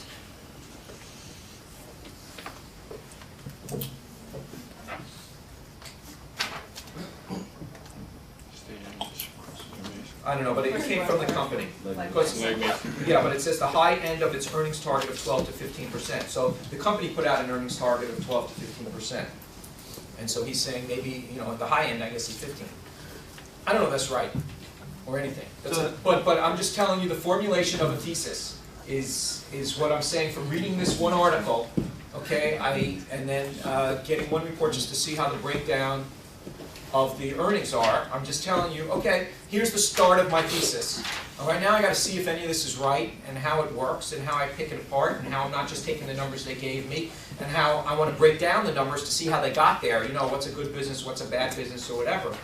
And you know, it sounds like, gee, you know, that's a lot to figure out in about 40 seconds. Okay, but you know, if you do hundreds of these, okay, over a period of years, those are the first things you think. You don't even have to be smart. You just have to sort of say, well, it worked this way this time, and then this time. And so what we're going to try to do in this class is really practice. Get as much experience as possible. That's why, you know, I want you reading the Value Investors Club site. You know, there is nothing like actually losing money yourself to get really good practice, but by reading as much as possible, you know, that practice will be maybe less painful and you'll learn faster. I don't know, but that's the idea anyway. So your assignment for Wednesday would be to come back to me. I gave you the general thesis. Come back to me with some of your answers on, you know, if any of this makes sense or what makes sense and what doesn't. Splitting up businesses, you know, opportunities. And so here, like I said, I think the opportunity is more likely in the financial advisors in the earnings.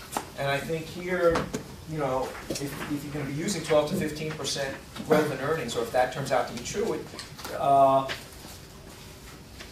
multiple expansion could be the place. Because when I bought Moody's, it had a PE of 20, okay, which is not what I would normally do. But I thought the business was so good, and when I went through this, even this simple analysis of this 6% thing, and I really ran through the numbers, I figured out, you know, I really should probably be paying 30 times earnings for this thing. And the earnings are growing.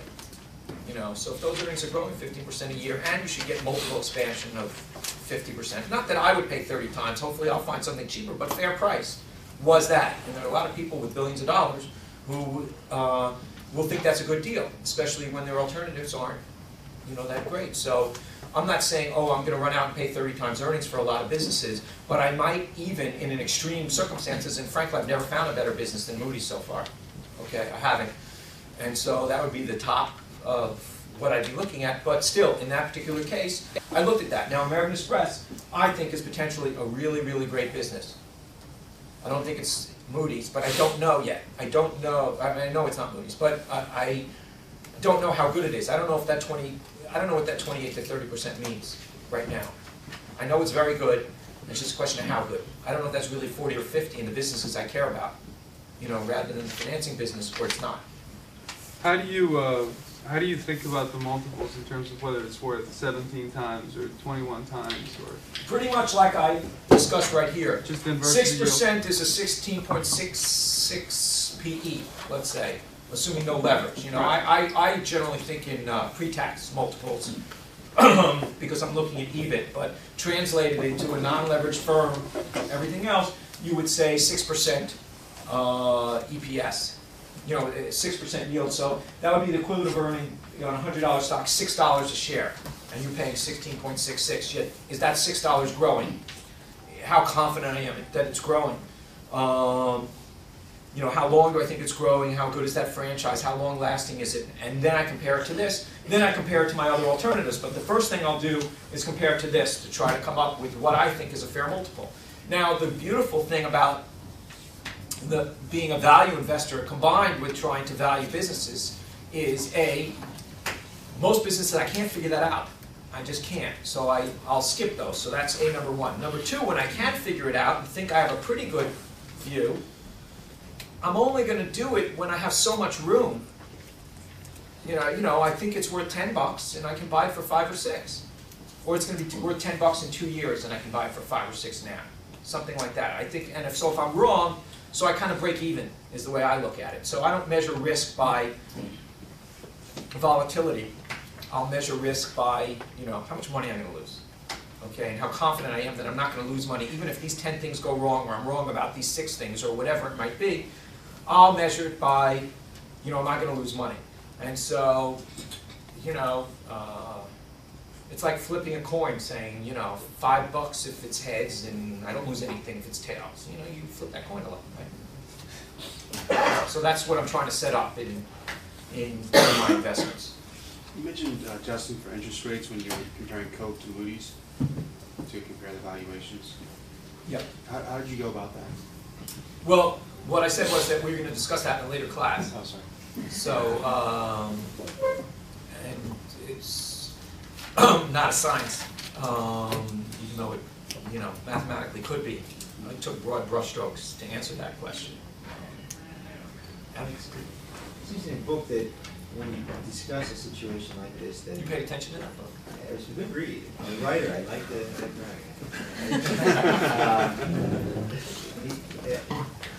he seems to suggest you start looking at a company like this, but it seems like you really didn't make a decision until you actually saw the proxy. Is that not true? Sometimes you make a decision at this stage, or usually it almost always went to the proxy. You're very helpful. All right, so let's go. Let's go to our videotape here. Let's go to page 1. You know, flip over the first 2 pages, which are the things that maybe you can pick some of your. This is a spin-off calendar from January. Some of the spin-offs didn't have any of these 3 in it when you're doing your paper. The next thing is something we'll talk about. These are companies that are own stock in other. This says bits and pieces. In other words, these are parent companies that own stakes in other publicly traded equities that we'll talk about next when you turn the page to see the Sears example that we had in the book. And we'll just go over the details of the timing in answer to Adam's question.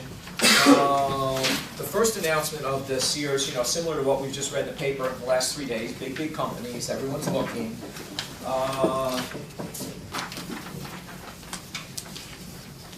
This announcement came out in September of 1992.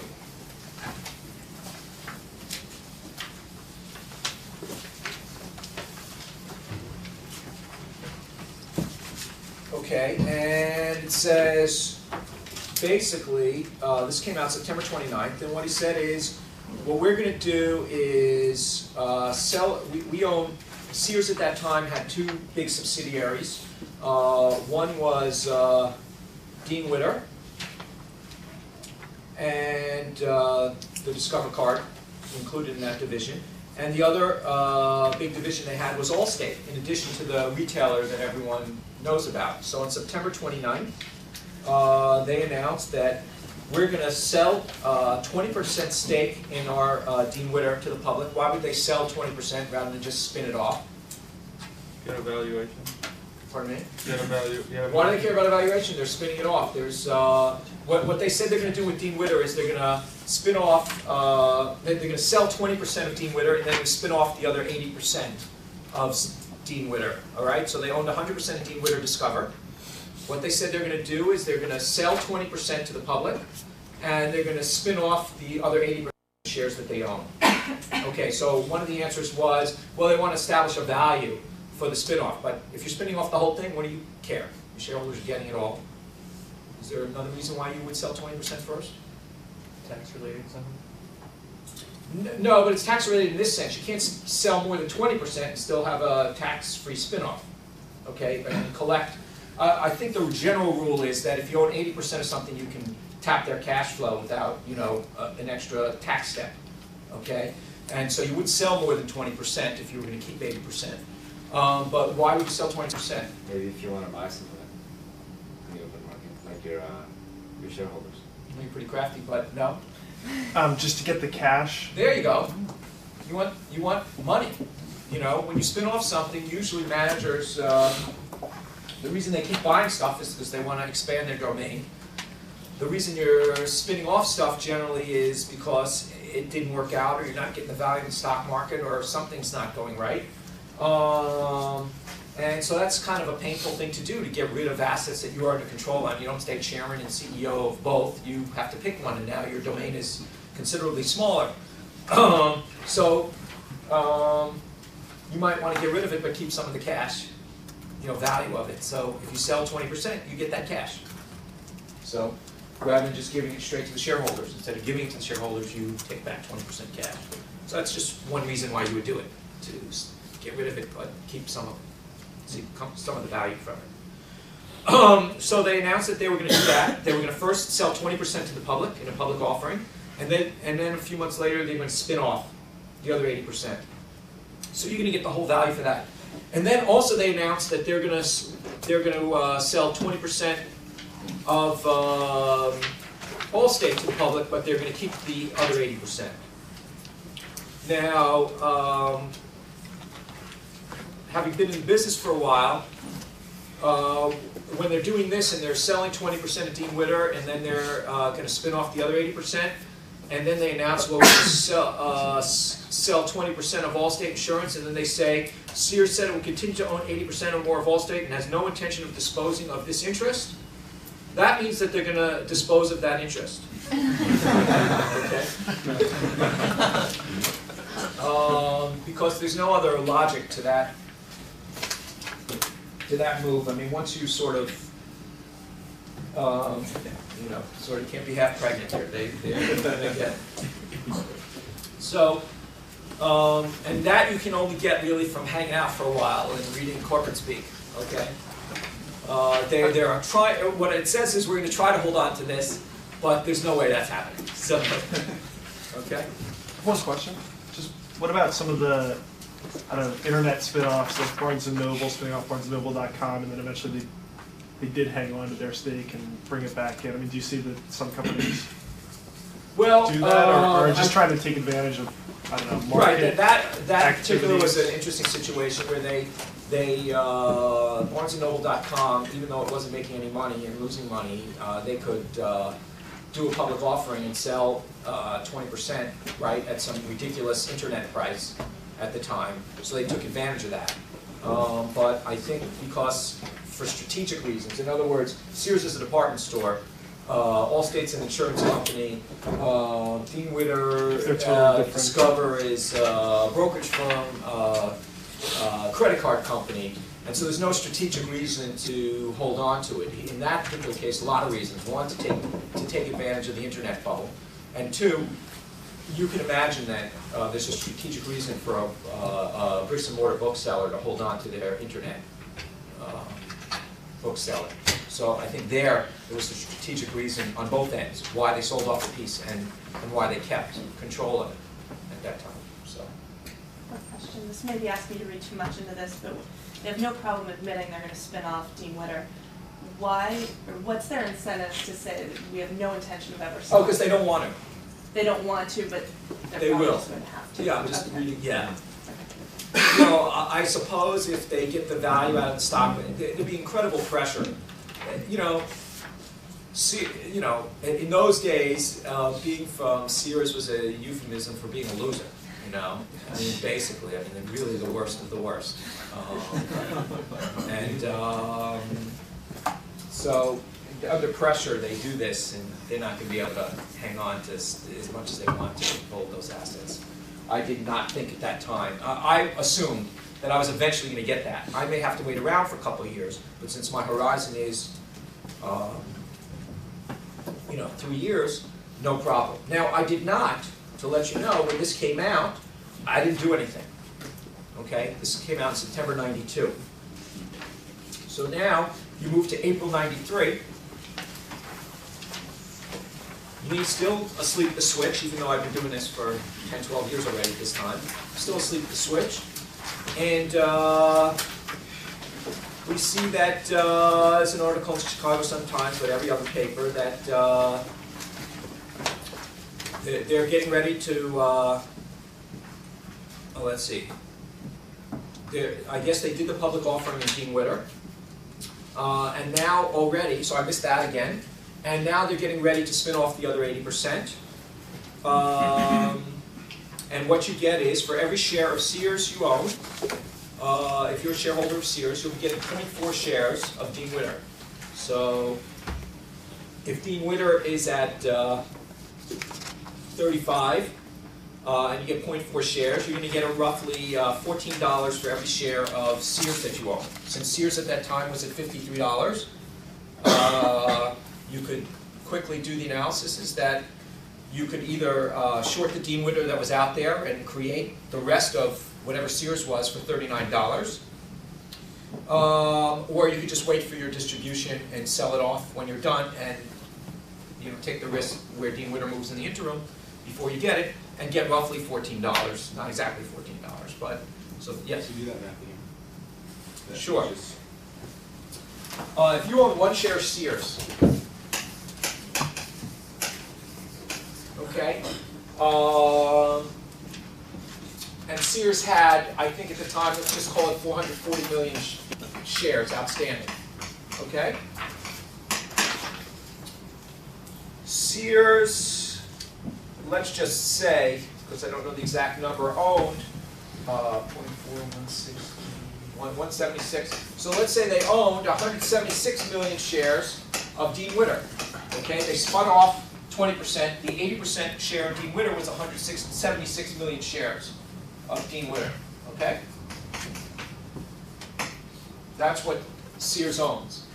So if they said, "Hey, we're going to spin off our shares in Dean Witter and give them to you," when they get done spinning them off, if you own one share of Sears, okay, that means that for every share of Sears you own 0.4 shares of Dean Witter. Okay, in other words, if there are 440 million shares outstanding,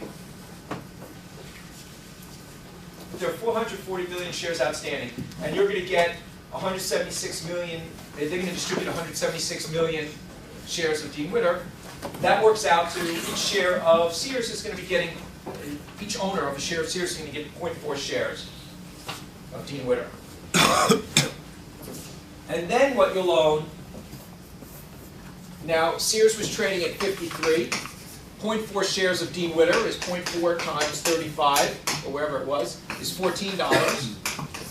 So that means that whatever's left in Sears, which is basically the retailer and the insurance company, Allstate, you're paying $39 for effectively. Are we good? Yeah, when you were talking about it, you could short the outstanding. Okay. Well, you had Dean Witter trading at 35. So what you could do, let's say they announce that this is taking place, I think this is going to, they're announcing this is going to take place in a few months, let's just say, okay? And this is April. And you say, you know what, I want to own the rest of Sears and Allstate, but I really don't want to own Dean Witter at $35 a share. That seems pricey to me. So what I'm going to do, since I know in a couple months, I'll buy a share of Sears, and since I know in a couple months, I'm going to be getting 0.4 shares of Dean Witter from my Sears stake, right? It's like a dividend, right? Then if I short 0.4 shares for every share I own, I'll be effectively taking in $14. Now if it goes up, I will have been worse off for doing that. If it goes down, I will be better off. But my assumption is either I don't have an opinion on Dean Witter, or it's overpriced, or whatever. Usually it's I don't have an opinion on Dean Witter, and I do have an opinion on the remaining company, okay? Then I'll do that. So the point of this exercise, though, So that's April. They announce, you know, we're going to be spinning off this point. You're going to get 0.4 shares. You know, you pretty much knew that already. But now they're announcing, you know, hey, it's in action. I know we said this in September. Now it's April. We're getting our act together and we're doing this thing. So the next page.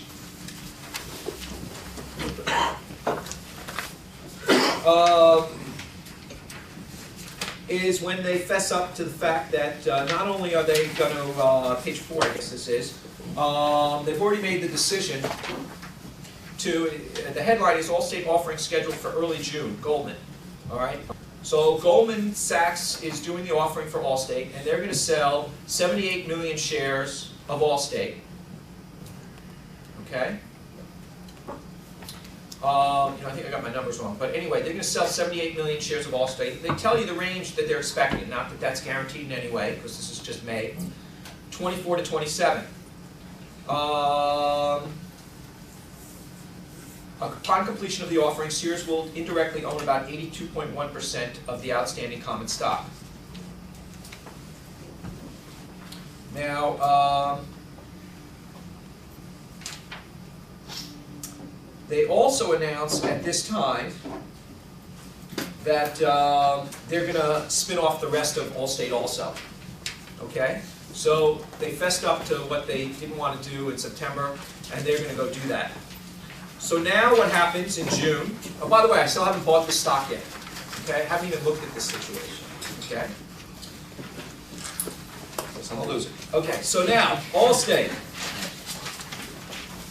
Just tells you, you don't have to be that good to make money. So here, we'll see on this example. Now, Allstate is selling 78.5 million shares. I mean, Sears is selling 78.5 million shares of Allstate to the public. And you see the per share price is $27 in this offering. And this is taking place towards the end of June, like June 20-something. And that will leave them with whatever the inverse is. I think it was about 343 million shares. And what was great about this for someone who's not a math wizard is that the stock in Allstate, the 82% of Allstate that Sears was going to keep, was equal to the number of shares of Sears there were. So in other words, what you were left with once they did this offering was one share of Allstate. Okay? So you still haven't got your Dean Witter yet. That's happening in July. Okay? You're going to get 0.4 shares of Dean Witter and 1 share of Allstate. For each share of Sears? For each share of Sears. You're going to get distributed 1 share of Allstate and 0.4 shares of Dean Witter. I'm still not following this, though. So there it is. Directors of Sears, or it says June 18th, directors of Sears Roebuck Friday approved the spinoff of the company's 80% interest in Dean Witter, Discover, to Sears shareholders. Okay, so they're spinning off that 80%, which is equal to about 1 share for every share of Sears you own. So there's the announcement, June 18th. Completely missed this also. Luckily, on page 8, we have, this is an interview with Michael Price and Barron's, not exactly hidden, July 5th. I think my edge here was that, it was probably a holiday weekend and no one was reading, I don't know. So, I guess the only thing I can think of, because it was announced in September, now we're in July. Okay. And I see this interview with Michael Price, who I think is a smart guy, so, when he's written up, I skim through Barron's. If I see somebody that I think is smart, I'll read about them. And so I'm reading this interview, and he says, it's highlighted on the left, with those 2 black lines. It says, Sears, on the other hand, has gone faster than expected, both in terms of its sale of Allstate and its spin-off of the rest of Dean Witter. Sears will be left with the retailer. And at $54,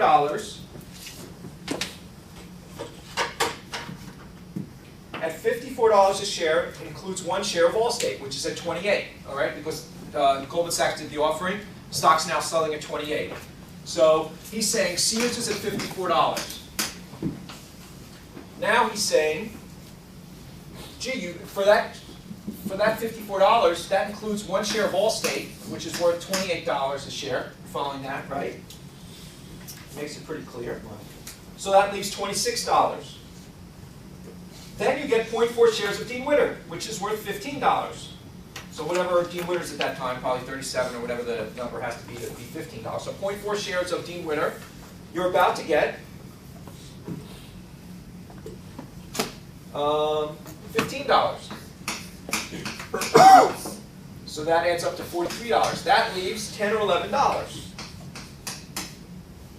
But he says, if you look at what's consisting of the $10 or $11, once you get rid of Allstate and Sears, Allstate and Dean Witter, he says, gee, about 2 or 3 of that is Sears Mexico and Sears Canada. That leaves about $8. Coldwell Banker, which is a broker, a real estate broker, Sears owned that also. That's worth $2 or $3. So that leaves about $5 a share, or a market cap of $1.5 billion on $27 billion in sales. Now, and then he says, the new management seems very focused. It's an almost debt-free retailer with huge real estate opportunities. Part of this whole analysis, when you subtract these values and everything else, what are you paying for the rest? You have to work out the debt. Okay? In this particular case, there was no debt on the retailer. So truly, you had a market cap, or an EV of $1.5 billion, sales of $27 billion. It's about 6% on the dollar of sales. Okay? So this is when I finally wake up. There were, 20 announcements, big, this is not a hidden thing, Sears. It's been in the papers a lot. They're doing all kinds of offerings. Dean Witter's not unknown. Allstate's very big name. I'm sleeping this whole time, okay? Now, and I do spin-offs for a living. That's pretty sad, right? So, so nevertheless, I say, gee, that looks good.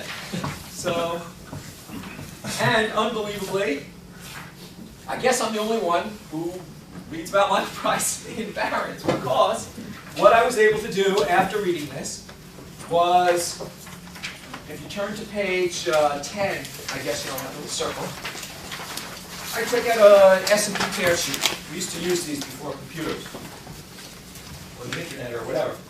And I think we actually had computers back then. But, and I just did a quick and dirty. And if I look on page 11, I see that last year, JCPenney, and I categorized this as a crummy retailer. And I categorized Sears as kind of a crummy retailer. JCPenney had about $19 billion in sales. According to the front of this thing, the stock was around 41. There were 235 million shares and some preferred and all that stuff, but let's just call it 10 billion. It was actually higher. And so this is, whatever it is, 55% of sales. Just as a quick and dirty. See what, compare one crummy, forget about earnings and everything else, just, I'm looking, I don't want to work too hard, because, it's not fun. So, Michael Price is saying 6% on sales. And then I look at JCPenney, not even including their debt, okay, which is $2.5 billion. I don't know if that's credit cards or what, so I don't, let's just exclude that without their debt, okay? This is called the price sales. If you added the debt in, obviously it's trading at even a higher price than I'm saying, percentage of sales, but I'm not sure if that's credit card. So, right here I see right away 55% of sales. And here we have 5, and it's probably like, what does this work out to? 9.5 divided by 27. Anyone have that? So 5.5%. Yeah, 5.5% of sales. And you throw in the debt and whatever. So, all right, so 5.5% of sales. So I'm saying, gee, this is priced 10 times. Because I remember the 10 times, so that's why the 5.5%, right? This is trading on at least a price sales basis 10 times higher. They both stink. I mean, JCPenney is no great shape. Okay? You have to compare earnings. You have to do a lot of stuff other than this quick and dirty. But even if Sears wasn't earning as much as JCPenney, I don't remember the answer to that, you would say, gee, they're both sort of hitting the same markets, and these guys have this kind of valuation. Maybe it's overvalued, but 5.5% means maybe something could be fixed here. Or maybe this is just way too cheap, or I don't know. But it's 1/10 the price of JCPenney on that metric. So, a few weeks later, they spin off both these things. And I'm able, what happens is I think they spin off the Dean Witter, and then I short out the Allstate and create a spread. And then I get the Allstate back in a couple months, or a month or two. So for $5, as Michael Price said, I was getting something that I think could be worth $50. Just quick and dirty. I think I probably did a little more work than that, but that's sort of how it came out. And, you know, in the next, I'd say it took 2 months, but this thing at $5 went to 30, 2 months after I missed everything and just read it, my price. And eventually it did go to 50. So, this was, you know, so I guess before I give you a break, how the heck did that happen? This thing's been out for months. This thing's been out for months, right? I missed it September, I missed it March, I missed it April, I missed the offering in June, I missed the Dean Witter offering, I missed the announcement of the spin-off. Michael Price lays the whole thing out for the entire world. I am then able, over the next 2 weeks, to buy whatever I want. Okay? And I should go back and have that conversation with Harvey Golub, right, about efficient markets. But the question is, how is that even possible? How are we going to make money in American Express, Hewlett Packard, Sara Lee? You know, the front page of the Wall Street Journal for a long time. They're going to do these things now. Hewlett Packard's, Sara Lee's not happening for a year and a half, they claim. Hewlett Packard hasn't even been announced yet. It's going to happen, but they haven't announced it yet. And American Express is taking their sweet time too. Okay? And so there's plenty of time for everyone to find it. And, you know, this was front page news back when I found this thing at Sears. And this stuff keeps happening. So the question is, how is that possible? How is that possible? That this is, you know, and I mean, Michael Price laid it out. I mean, like Barron's can say, you know, it wasn't written in, you know, Swahili News or something. I mean, it was like, it was, you know, written in Barron's, which, you know, financial guys read, sort of, you know, guys who manage money and stuff. Not to mention the Wall Street Journal and every other publication. So I'm just kind of curious, you know. They have to say that because it's back to 1992. Right, all right, that would be one answer. Yeah. And then I'm going to make a lot of money from one of those three. I'm not telling you which one. When I wrote one of the questions was, you know, well, you wrote the book, you ruined it for everybody, United States, blah, blah, blah. Well, you know what? The first year after I wrote the book, you know, spin-offs did crummy. Now they've done incredibly well. There was, it's just things don't change. I mean, this guy wrote this book in 1958. He didn't ruin it for anybody. I think I'm the only one who bought a copy. It took me 40 years. But this stuff's been around. And it was around then. There were plenty of guys looking at this stuff, and this was Sears. We're not talking about obscure spin-offs, okay? I would agree with your argument if we're talking about obscure spin-offs, not on the front page of the Wall Street Journal, not huge market caps, especially for that time. This was a huge market. Very high-profile businesses. Michael Price, pretty high-profile guy at the time, and it wasn't really like the Stone Age, as much as you might think it was. Things haven't, you know, and I'm telling you that I'm not worried about making money doing this stuff. So I just was curious what your explanation for why this, you know, we do this stuff. I mean, it's sort of a lengthy time process for a lot of investors. People lose focus on what actually going on in the company. Now, Michael Price wrote this up on July 5th, and So I had 2 weeks to buy this thing before it's Actually, I mean, I think there's some merit to the argument that you probably got helped by it being in Barron's over July 4th weekend. I didn't buy it yet. It hurt me. I mean, I wish he just called me.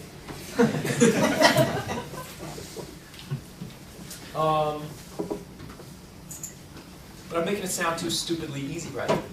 It's a sort of a hiding in plain sight sort of thing that everybody knows. American, American Express Financial Advisors is a crappy business. Why would anyone want to own it? Don't bother, and so nobody bothers. Could be. I mean, that's part of it. I think it's messy. An institution's not going to, want to own this piece, that piece. I like Dean Witter. I don't like this. It's messy. But you think, I mean, that there's plenty of hedge funds to go around to take that risk and create spread shorting stock. Well, yeah, I had short for a week or two. Yeah, but I mean, it's not that institutions don't want to own it. I wouldn't think. I mean, right now there's plenty of institutions that. Okay, so you're saying that would at least potentially. Okay, well, there were plenty of institutions back then, and there are plenty of institutions now. And I'm telling you, after the first year after I wrote the book, Spinoff's done great.